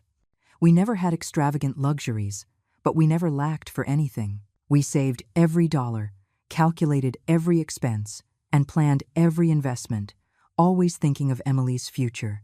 When our daughter was born, I felt that life finally had complete meaning. She was a beautiful, calm baby who slept through the night from 3 months old. I raised her with the certainty that she would be a successful woman and, above all, a good person. I taught her values, principles, the importance of honest work, and respect for others. Emily was an exemplary student throughout her education. She never gave me any serious trouble, always got excellent grades, participated in school activities, and had friends from respectable families. When she graduated from college with honors, Richard and I cried with emotion during the commencement ceremony. I remember her in her seafoam green dress that day, radiant with happiness, hugging us and telling us that everything she had achieved was thanks to our example and dedication. She promised that one day she would repay us for all the effort we had invested in her education. I never imagined that repayment would be to snatch away everything I owned. She met Kevin when she was 28, at a conference for her job. He was an accountant like Richard, handsome, polite, with a promising future. I liked him at first. He spoke respectfully and helped with chores when he came for dinner. He seemed genuinely in love with my daughter. Richard approved of him immediately, saying he reminded him of himself when he was young. They were married in a small but elegant ceremony in our backyard. I took care of all the details, the flowers, the food, the decorations. Emily looked radiant in her ivory wedding dress, and Kevin never took his eyes off her. I thought they had found true love, just as Richard and I had decades before. The first few years of their marriage seemed like a fairy tale. They lived in a modest apartment near the city center, but were always happy when they visited us on Sundays. Emily would bake the desserts I had taught her to make as a child, and Kevin would help Richard with small repairs around the house. We were a close-knit family, or so I thought. After Richard's death 3 years ago, I felt the world collapse on my shoulders. 43 years of marriage aren't forgotten overnight. The house felt huge and empty. Every corner reminded me of him. For the first few months, I could barely function. I cried constantly and had completely lost my appetite. Emily and Kevin were my support during those difficult times. They came over every day, brought me prepared meals, and stayed to keep me company on the hardest nights. My daughter slept with me for the first few weeks, holding me when nightmares woke me up at midnight. Kevin handled the legal paperwork, the insurance claims, everything I didn't have the strength to manage. Gradually, I regained my will to live. I started tending my garden again, resumed my cleaning routines, and began to cook once more. Emily suggested I join the neighborhood book club, take yoga classes, and do activities to meet new people. I resisted at first, but eventually I took her advice. Life began to have color again. I made friends at the book club, women my age who were also widows, and understood exactly what I was going through. I started to enjoy small pleasures, a cup of tea in the afternoons, a good novel, chats with the neighbors about the flowers in the garden. I even started thinking about traveling. Richard had always wanted to see Europe, but we never had the opportunity or enough money. Now, with the house paid off and some savings accumulated, I could finally afford to fulfill the dream we had shared for so many years. When I told Emily and Kevin about my travel plans, their reaction was strange. They didn't show the excitement I expected, but rather concern. They said it was dangerous for a woman my age to travel alone, that I could get sick far from home, that it was better to wait, and maybe they could accompany me in the future. But I had made up my mind. For the first time in decades, I wanted to do something just for me, without asking for permission, without considering others' opinions. I felt free, independent, capable of making my own decisions. Richard would have been proud to see me so determined and brave. I organized everything meticulously: the passport, the reservations, the travel insurance, the right clothes. I even bought a new suitcase, a vibrant red one, because it seemed cheerful and optimistic. I was as excited as a little girl waiting for Christmas. I never suspected that this excitement, this new independence that made me so proud, was precisely what was fueling the sinister plans I had just overheard from my own window. The problem is, she's still too sharp, Kevin continued while I remained hidden behind the curtains, feeling my world crumble word by word. But Dr. Evans says that doesn't matter. With a few testimonies of erratic behavior and her age, we can get her declared mentally incompetent without much trouble. Emily sighed deeply. What if she figures out what we're doing? You know my mom, Kevin. She's smarter than she looks. For years, she managed the household finances when Dad was alive. She never made mistakes with the numbers. That's exactly why we have to act fast, he replied with a coldness that chilled me to the bone. The longer we wait, the harder it will be to convince a judge, but if we present the case correctly, showing that she's making impulsive decisions like spending money on unnecessary trips, we can argue for impaired judgment. The words stabbed into my chest like sharp daggers. Unnecessary trips, impaired judgment. How could they talk about me like that? How could my own daughter, the child I had carried in my arms, nourished with my milk, comforted during every childhood nightmare, be planning to destroy my life in such a cruel way? I already spoke with Susan too, Emily added, mentioning my best friend from the book club. I told her I was worried because Mom had been acting strangely lately, that she sometimes gets confused with dates, that she repeats the same stories over and over. My heart stopped completely. Susan was my confidant, the person with whom I shared my joys and worries every Tuesday over coffee. Had Emily been poisoning our friendship with lies about my mental health? For how long had she been weaving this web of deceit behind my back? Excellent, Kevin approved. We need it to look like a pattern of concerning behavior. What else can you get? Well, we could also talk to Mrs. Gable, the next-door neighbor. She's always been a bit of a gossip. If I tell her I'm worried about Mom's mental health, she'll surely start inventing things she's noticed. The betrayal was deeper than I had imagined. They weren't just planning to steal my assets, they were systematically destroying my reputation, my social support network, everything that gave me a sense of belonging and dignity in the community where I had lived for decades. Perfect, Kevin said, and don't forget to document anything strange she does. If she gets up in the middle of the night, if she forgets to pay a bill, if she gets a name wrong, everything can be used as evidence. My stomach churned as I realized that for months, maybe years, my own daughter had been watching me like a predator watches its prey, waiting for any slip-up, any normal moment of human vulnerability to use against me. And what about the house? Emily asked. It's the most valuable thing she has. Once we have guardianship, we can sell it easily. We'll say it's too big for her, that she needs to be in a safer place with specialized care. No one will question that decision, especially if she's already been declared incompetent. Tears began to roll down my cheeks, but I quickly wiped them away. I couldn't let them see me cry. I couldn't give them even that satisfaction. This house was more than a property. It was the home where I had raised my daughter, where I had loved my husband, where all the most important moments of my life had happened. And what do we do with her after that? Emily asked in a voice so casual it was as if she were talking about the weather. There are several options. We could look for a cheap nursing home, one of those where the government subsidizes part of the cost. With her pension, and what's left after selling the house and paying off our debts, it should be enough to keep her comfortable. Comfortable? They were talking about locking me up in a home as if I were a piece of old furniture they no longer needed, but didn't want to throw away completely. My mind worked frantically, trying to process the magnitude of this betrayal, the coldness with which they were planning the theft of my entire life. Although, on second thought, Kevin continued, maybe a private facility, but further away, would be better. That way we won't have to visit her as often, and she won't be able to cause trouble with the neighbors or old acquaintances. Emily laughed, a short, bitter laugh. I had never heard from her before. You're right, the further away, the better. That way, we can live in peace without worrying that someone might believe her if she tries to tell a different version of the story. The plan was perfect, diabolically perfect. They would isolate me from my entire known world, from all the people who could help me or believe my side of the story.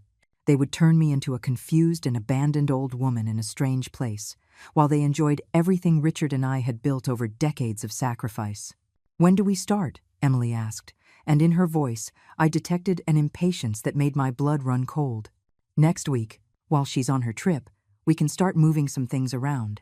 We'll go through her papers, photograph the important documents, maybe even take some jewelry and valuables without it being immediately noticeable. My breathing became ragged.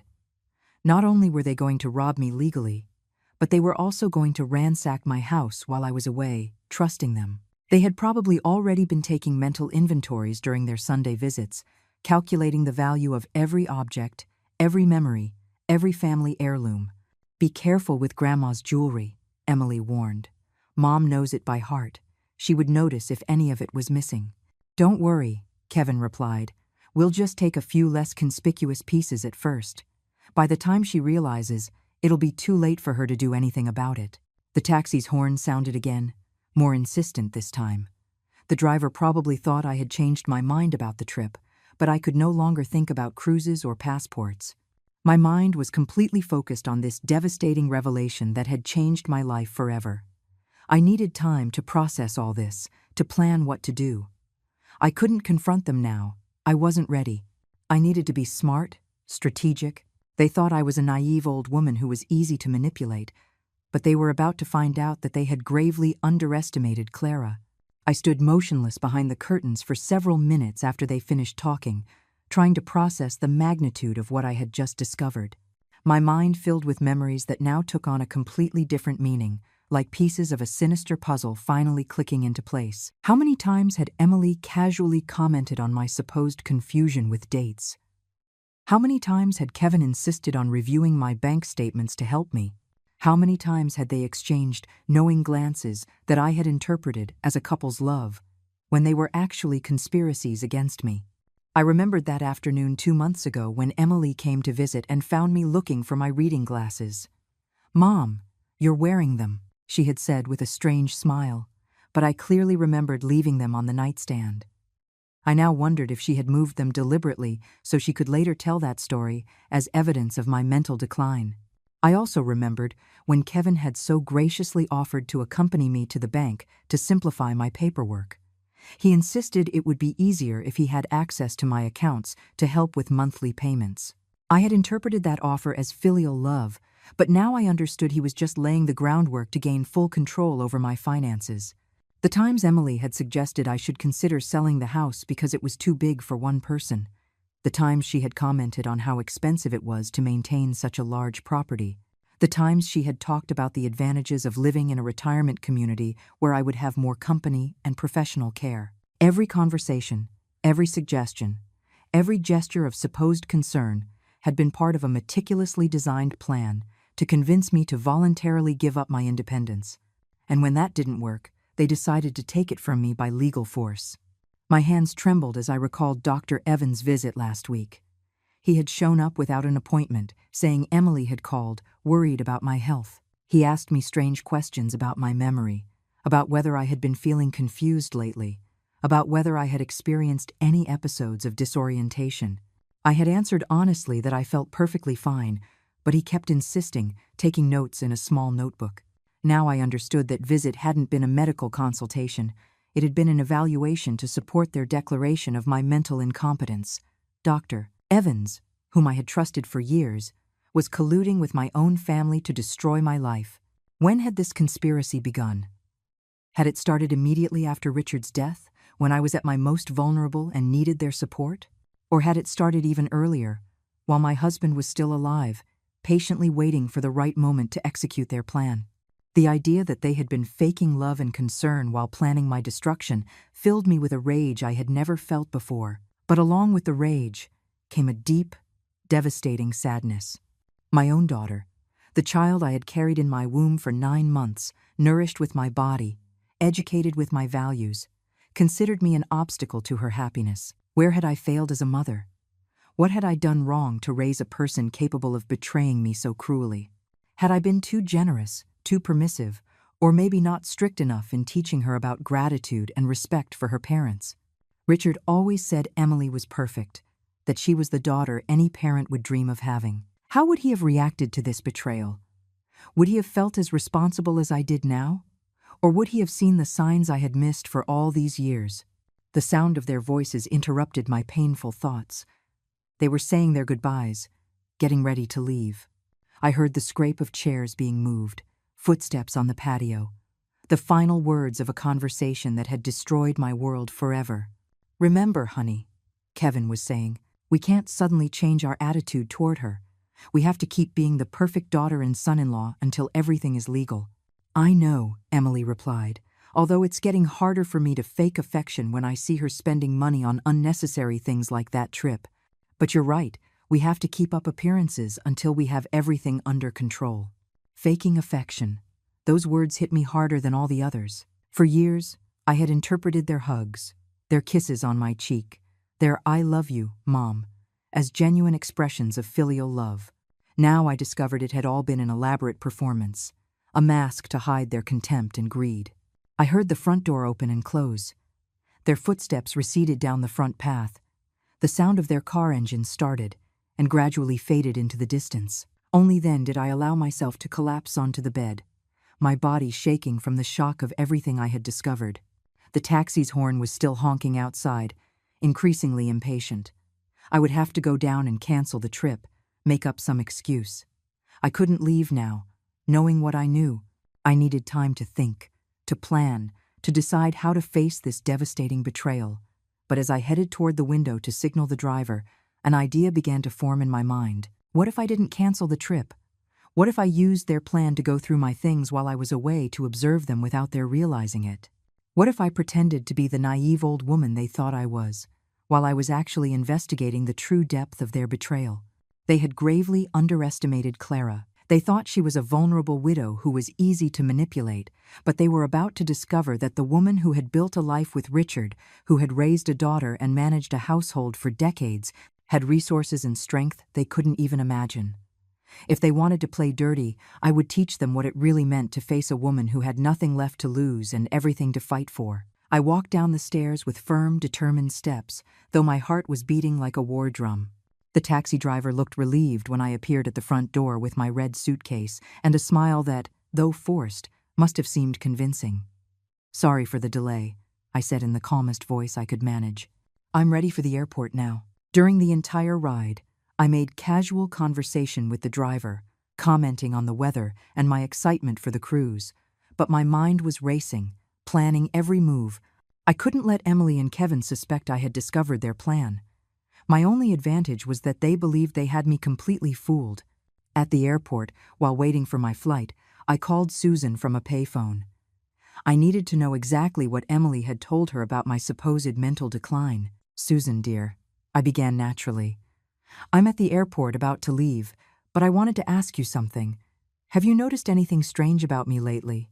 There was an awkward pause before Susan answered. "Well, Clara, the truth is, Emily came to see me a few weeks ago. She was very worried about you. She said you'd been a bit confused about things."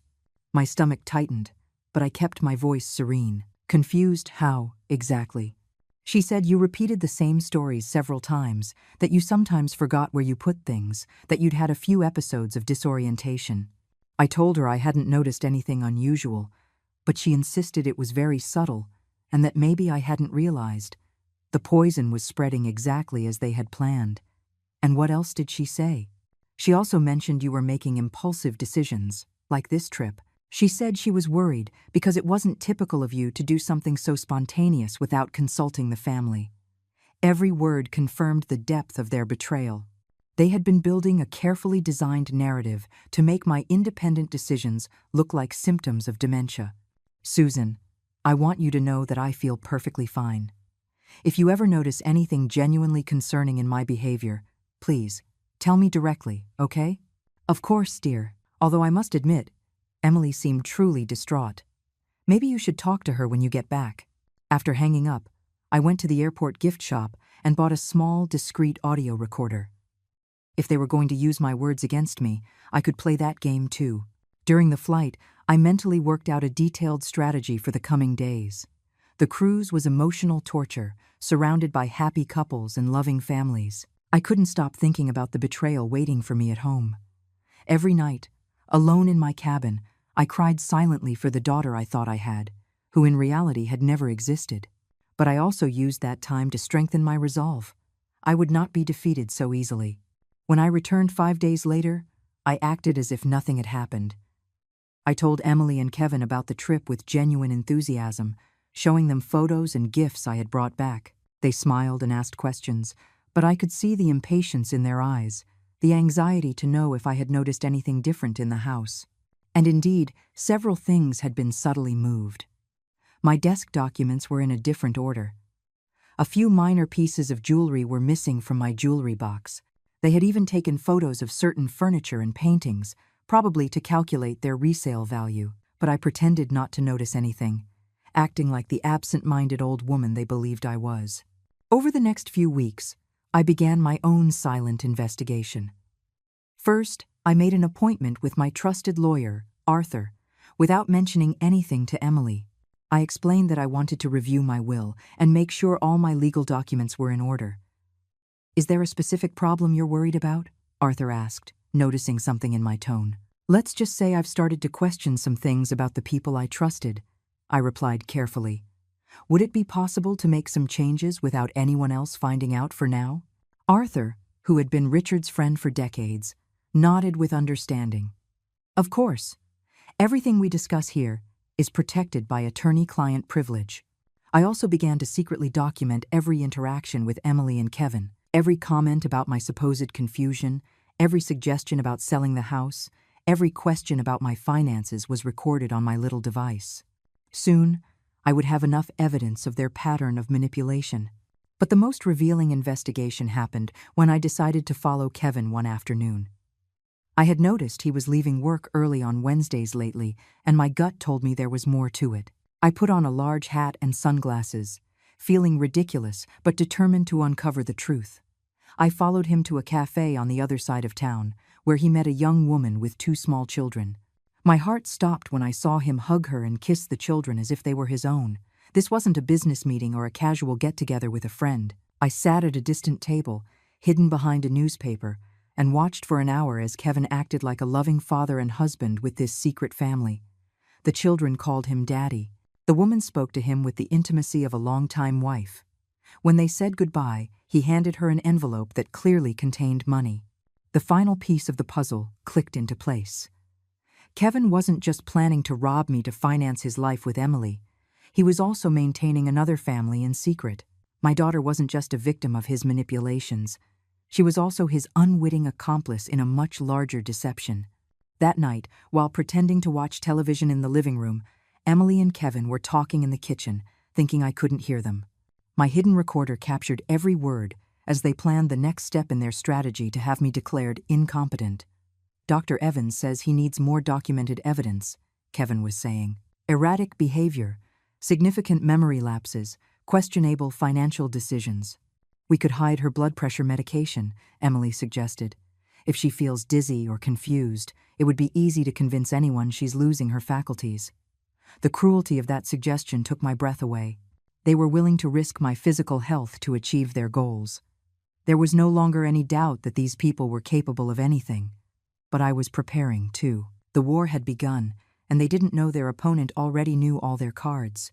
The confrontation came on a Tuesday afternoon when Emily came alone for her weekly visit. I had been avoiding them coming together. I needed to separate the pieces of their alliance to weaken them.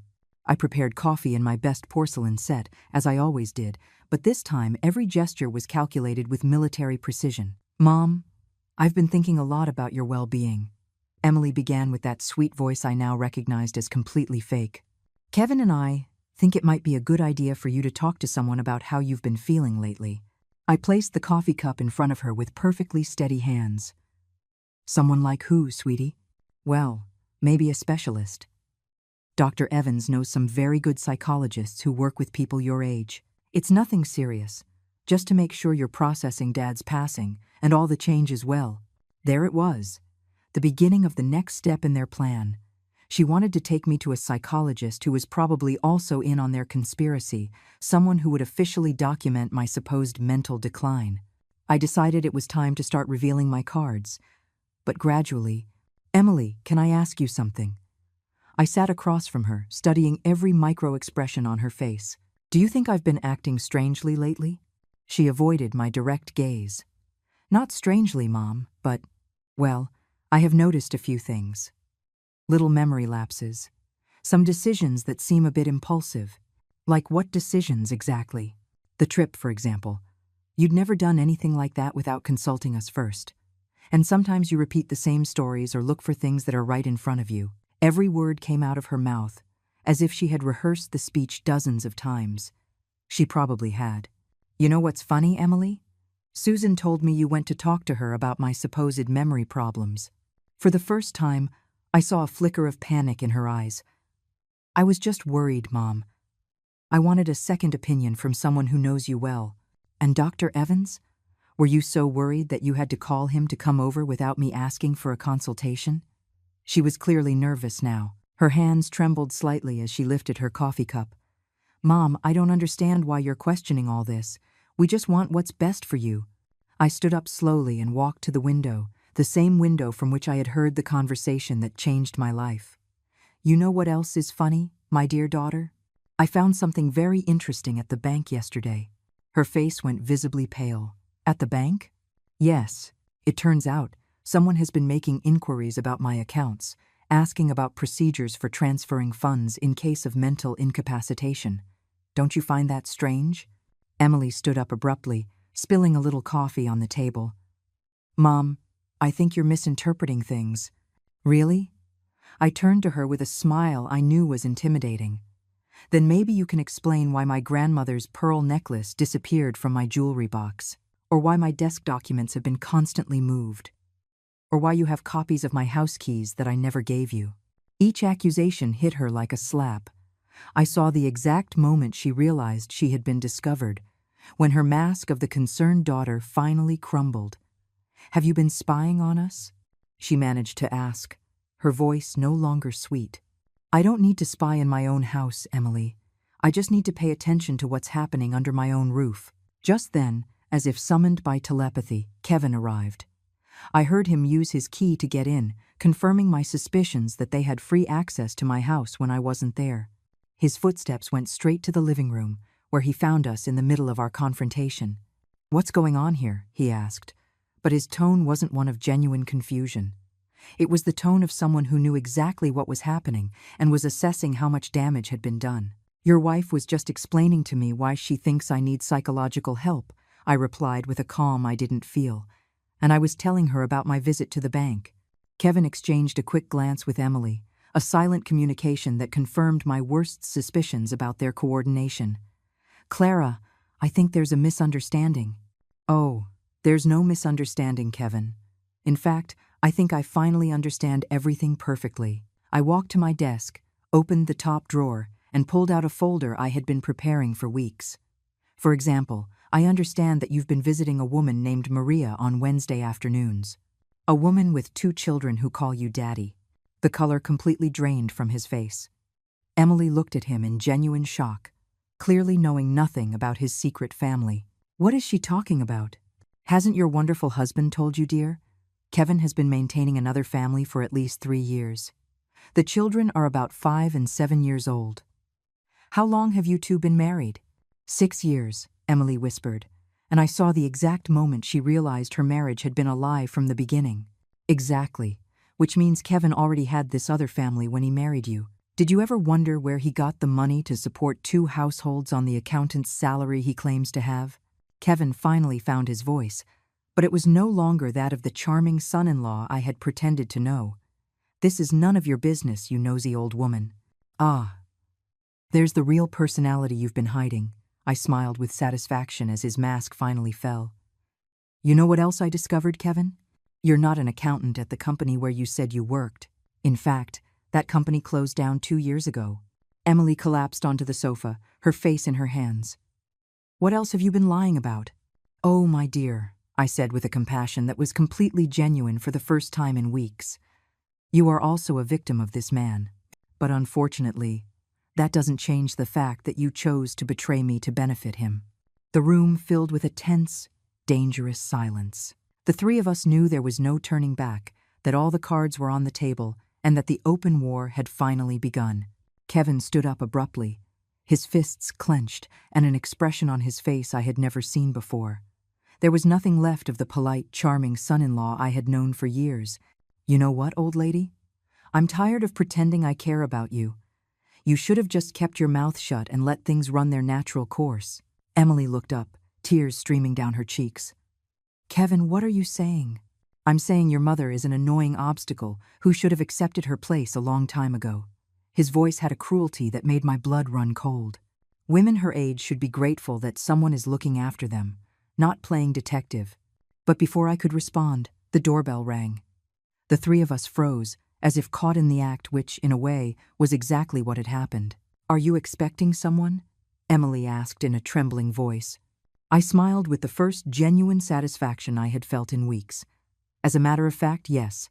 Excuse me for a moment." When I opened the door, Arthur was standing on the threshold with a young woman in a suit I didn't immediately recognize. "Clara, looks like we arrived just in time." "Perfectly on time," I confirmed. "Emily, Kevin, I'd like to introduce you to my lawyer, Arthur, whom you already know, and Detective Miller, whom I've hired for the past few weeks." The shock on their faces was evident. Kevin tried to regain his composure, but it was too late. "I don't understand what's happening here." Detective Miller took a folder out of her briefcase. "Mr. Martin, for the last 3 weeks, we have been investigating your financial and personal activities at Mrs. Clara's request. We have photographic evidence of your meetings with Maria Mendez and her children, records of bank transfers to her account, and full documentation of your fraudulent employment. Emily stood up slowly, as if in a trance. Mom, how long have you known all this?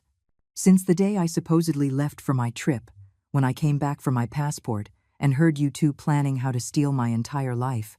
But you went on the trip? She protested weakly. Yes, I did. But not before installing hidden security cameras throughout the house and hiring professionals to document your every move while I was away. Arthur opened his own folder. We have video recordings of both of you going through Clara's private documents, photographing her belongings, and removing jewelry and valuables. We also have the audio recordings of your conversations about plans to have her declared mentally incompetent. Kevin finally lost his composure completely. This is ridiculous. Emily is her daughter. She has a right to be concerned about her mother's well-being. Concerned? Detective Miller smiled coldly. Is that what you call conspiring to commit fraud, theft, and kidnapping? Because that's exactly what we documented. Kidnapping? Emily asked in a broken voice. Yes, dear, I answered with genuine sadness. Planning to have me involuntarily committed to a mental institution based on fabricated evidence constitutes kidnapping under the law. At that moment, as if the situation couldn't get more dramatic, someone else knocked on the door. This time, it was Arthur who went to open it, returning with a woman I recognized immediately from my surveillance photos. It was Maria, Kevin's other secret family. Excuse the interruption, Maria said, her voice firm but nervous. I'm Maria Mendez, and I need to speak with Kevin immediately. Kevin turned a shade of green. Maria, what are you doing here? I came because I finally found out the whole truth about you, Kevin. And also because this lady, she pointed to Detective Miller, came and asked me questions that opened my eyes completely. Emily looked back and forth between Kevin and Maria, as if watching a surreal movie. She asked Maria, How long have you been married to him? Married? Maria laughed bitterly. He told me he was divorced, that his ex-wife had taken everything in the settlement, and that's why we couldn't get officially married until his financial situation improved. She turned to Emily. Who are you? I'm his wife, Emily whispered, his legal wife. The silence that followed was deafening. Maria leaned against the wall as if she had been physically struck. His wife? But we've been together for 4 years. My children think he's their father. Emily and Kevin have been married for 6 years, I informed her gently. Which means you have both been victims of this man's lies this entire time. Detective Miller seized the moment to continue her report. Our investigation reveals that Kevin has been using the money he obtained from Emily and the small amounts he stole from Clara to maintain his double life. But that wasn't enough for his needs, which is why he developed this plan to access Clara's entire estate. Maria turned to Kevin with a palpable fury. Are you telling me that all this time you've been stealing from an old woman to give money to me and my children? It's not theft, Kevin protested desperately. It was just a temporary reallocation of resources. Temporary reallocation? Arthur laughed without humor. Fraudulently planning to have someone declared mentally incompetent to steal their assets is not a temporary reallocation. It's a federal crime. At that moment, I saw something I didn't expect. Emily stood up slowly and walked toward Kevin. For a second, I thought she was going to defend him, to stand by him despite everything that had been revealed. Instead, she slapped him across the face, a sound that echoed through the room. You are a liar, a thief, and a manipulator, she screamed, in a voice I hadn't heard since she was a little girl throwing tantrums. You made me an accomplice in betraying my own mother for money that wasn't even for us. But to support your other family, Kevin touched his cheek in genuine shock. Emily, I can explain all of this. There's nothing to explain, Maria interjected. Your lies have ruined too many people's lives. My children are going to grow up wondering why their father disappeared from their lives. Detective Miller closed her folder with professional satisfaction. Mr. Martin, I have here an arrest warrant for fraud, attempted theft, and conspiracy. I also have orders to freeze all of your bank accounts while the origin of the funds is investigated. The arrival of police officers transformed my living room into a scene from a crime movie. Kevin was handcuffed while protesting his innocence with a desperation that was almost pathetic to watch. His shouts about misunderstandings and conspiracies against him echoed through the house as they led him out to the patrol car. Emily had completely broken down on the sofa, crying in a way I hadn't seen since she was a small child. Maria stood by the window, hugging herself, as she watched the man who had destroyed her life and her children's lives being taken away. Detective Miller continued to meticulously document everything, preparing the case that would ensure Kevin paid for every one of his crimes. Arthur approached me with an expression of admiration mixed with concern. "Clara, I must admit, you handled this brilliantly. But how are you feeling now that everything is out in the open?" It was a complex question. On one hand, I felt a deep satisfaction in seeing justice finally being served. Kevin had manipulated and hurt too many people and deserved to face the consequences of his actions. But on the other hand, looking at my shattered daughter and the traumatized Maria, I couldn't help but feel an overwhelming sadness for all the damage that had been caused. "I feel relieved that the truth is out," I answered honestly, "but also devastated by everything that has been lost in the process." Detective Miller put away her documents and came over. "Mrs. Clara, I want you to know that your courage to investigate and confront this situation likely saved not only your assets, but also prevented Kevin from victimizing other people. Our investigation revealed he had been exploring similar schemes with other widows in the community. That information struck me deeply. I hadn't been the only one on his list of potential victims. How many other women my age might have suffered what I was about to suffer if I hadn't discovered his plans in time?" Maria finally spoke, her voice broken but determined. "Mrs. Clara, I want to apologize for everything that has happened. I knew nothing about you or Kevin's plans. If I had known the money he gave us came from criminal activities, I never would have accepted it." I went to her and gently touched her arm. "My dear, you are also a victim of this man. You have nothing to apologize for. We have both been deceived by someone who was an expert at manipulation." "What's going to happen to my children?" she asked, tears in her eyes. "They love Kevin like a father.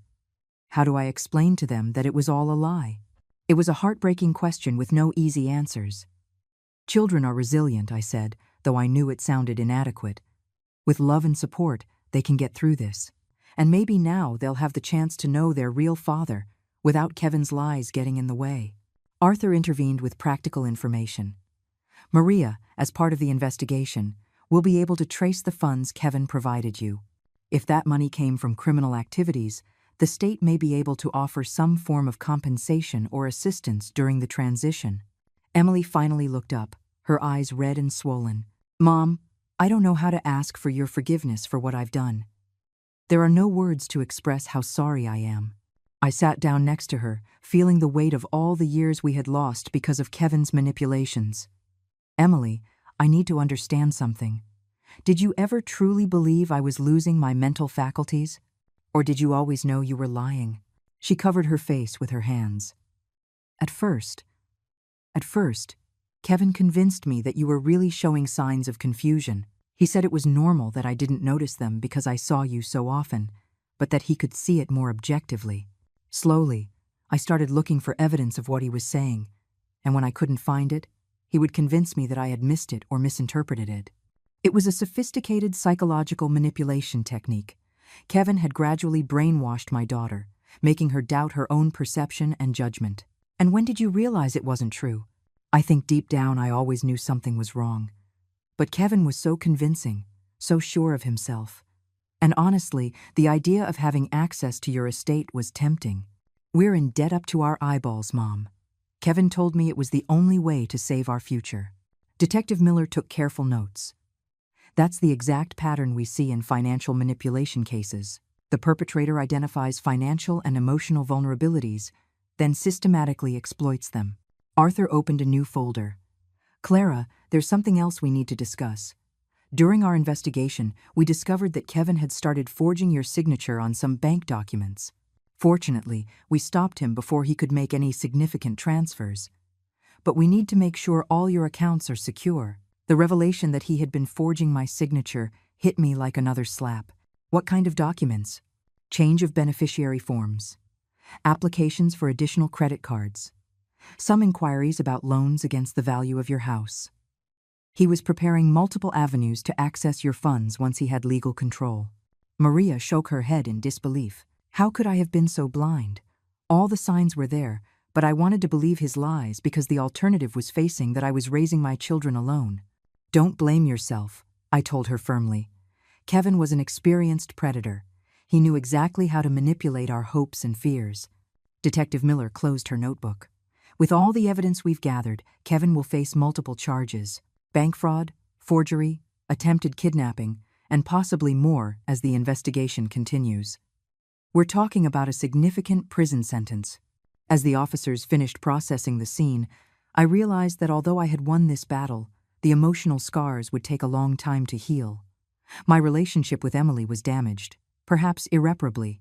Maria and her children would have to rebuild their lives from scratch, and I would have to learn to trust again after this devastating betrayal. But for the first time in months, I felt in control of my own life again. 6 months later, I was sitting at my favorite cafe with Susan, observing how life had taken turns I could never have imagined. Kevin's trial had ended the previous week with a sentence of 12 years in prison for multiple counts of fraud and forgery. Justice had been served, but the emotional wounds were still healing slowly. Susan stirred her coffee with a thoughtful expression. You know what impresses me most about this whole situation, Clara? The way you handled everything. I never saw you coming. I laughed softly, the first genuine laugh I'd had in a long time. I didn't see me coming either, to be honest. I don't think I even knew what I was capable of until I was forced to find out. My relationship with Emily had been the most complex aspect of this whole experience. For the first few months after Kevin's arrest, we had barely spoken. She was dealing with the divorce, personal bankruptcy, and psychological therapy to process years of emotional manipulation. I needed space to heal from the betrayal and decide if it was possible to rebuild our mother-daughter relationship. Have you heard from Emily lately? Susan asked, as if she had read my mind. We spoke on the phone last week, I answered carefully. She's living in a small apartment downtown, working double shifts to pay off her debts. Therapy seems to be helping her understand how Kevin manipulated her perception of reality for so long. It was strange to talk about my own daughter as if she were a distant acquaintance, but that was the current reality of our relationship. Forgiveness was a gradual process, and although I had begun to forgive her intellectually, my heart still needed time to fully heal. And what about Maria and her children? That's a more hopeful story. Maria turned out to be an incredibly strong woman. She managed to locate the biological father of her children, who had been looking for them for years. Kevin had told him she had died in an accident, while he told her that he had abandoned them. Susan shook her head in disgust. That man was truly evil. He was. But what's amazing is that Maria and I have developed a genuine friendship. We meet for lunch once a month, and her children call me Grandma Clara. It's strange how something so destructive can eventually create unexpected connections. The irony was not lost on me. I had gained a sort of substitute family through the betrayal of my biological one.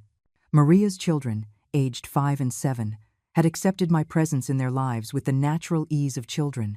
To them, I was just another caring adult who had appeared in their world, not a symbol of their fake father's lies. And your travel plans? Susan asked with a knowing smile. Are you still thinking of exploring the world? In fact, I have reservations for a tour of Greece next month, I said, feeling proud. And Maria is going to house sit for me while I'm away. It's funny how life gives you exactly what you need when you least expect it. We had decided that Susan would stay over a few nights too, turning my absence into a sort of extended get-together for friends. The idea of having trusted women looking after my home gave me a peace I hadn't felt in years. Aren't you afraid to travel alone at your age? Susan asked, repeating the same question Emily and Kevin had used to manipulate me. I'm 66, not 96, I replied firmly. And after everything I've faced this year, what could be more frightening than discovering your own daughter was planning to steal your entire life? We had decided to keep the most sordid details of the case out of the public eye to protect Maria's children, but the community knew enough that my reputation had completely changed.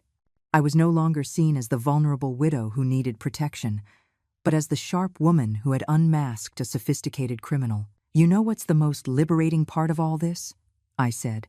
For the first time in decades, I'm making decisions based solely on what I want, not on what others expect of me or how my decisions will affect them. Susan nodded in understanding. It's like you've rediscovered parts of yourself you forgot existed. Exactly. For years, I was a wife, a mother, a daughter-in-law, a neighbor, always defined by my relationships with others. Now, I'm rediscovering who Clara is as an independent individual. It's exciting and terrifying at the same time. My phone rang, interrupting our thoughts. It was Arthur with news about the final settlement of Kevin's assets. "Clara, I have good news. We managed to recover almost all the money he stole from you, plus interest. We were also able to secure a compensation fund for Maria and her children." After I hung up, I realized this chapter of my life was finally closing. All the loose ends were being tied up. All the accounts were being settled. It was time to look forward instead of back. "Do you have any regrets?" Susan asked as we walked back to our cars. I stopped and thought carefully about her question. Regrets? Not about how I handled the situation once I found out the truth. But I do regret not trusting my instincts more during all those years. There were signs, little things that bothered me about Kevin, but I ignored them because I wanted Emily to be happy. The afternoon sun cast long shadows on the street as I reflected on everything I had learned. I think the greatest gift this terrible experience gave me was the confirmation that I am stronger and more capable than I ever believed. For years, I saw myself as someone who needed protection and care, but it turns out I am perfectly capable of protecting and caring for myself. That night, as I prepared for bed in my quiet but no longer lonely house, I looked at myself in the bathroom mirror. The woman looking back had the same 66-year-old face, but her eyes had a strength and determination that hadn't been there before. Tomorrow, I would start packing for Greece. The following week, I had an appointment to learn how to use a computer. The next month, Maria and I had planned to take dance classes together. My life was filled with new and exciting possibilities. I went to bed that night with a deep sense of peace I hadn't felt in years. I was alone in my house, but for the first time in a long time, that solitude felt like freedom instead of abandonment. I had survived the deepest betrayal imaginable and had come out the other side stronger and wiser. I am alone, I thought as I drifted off to sleep, but for the first time, I am at peace.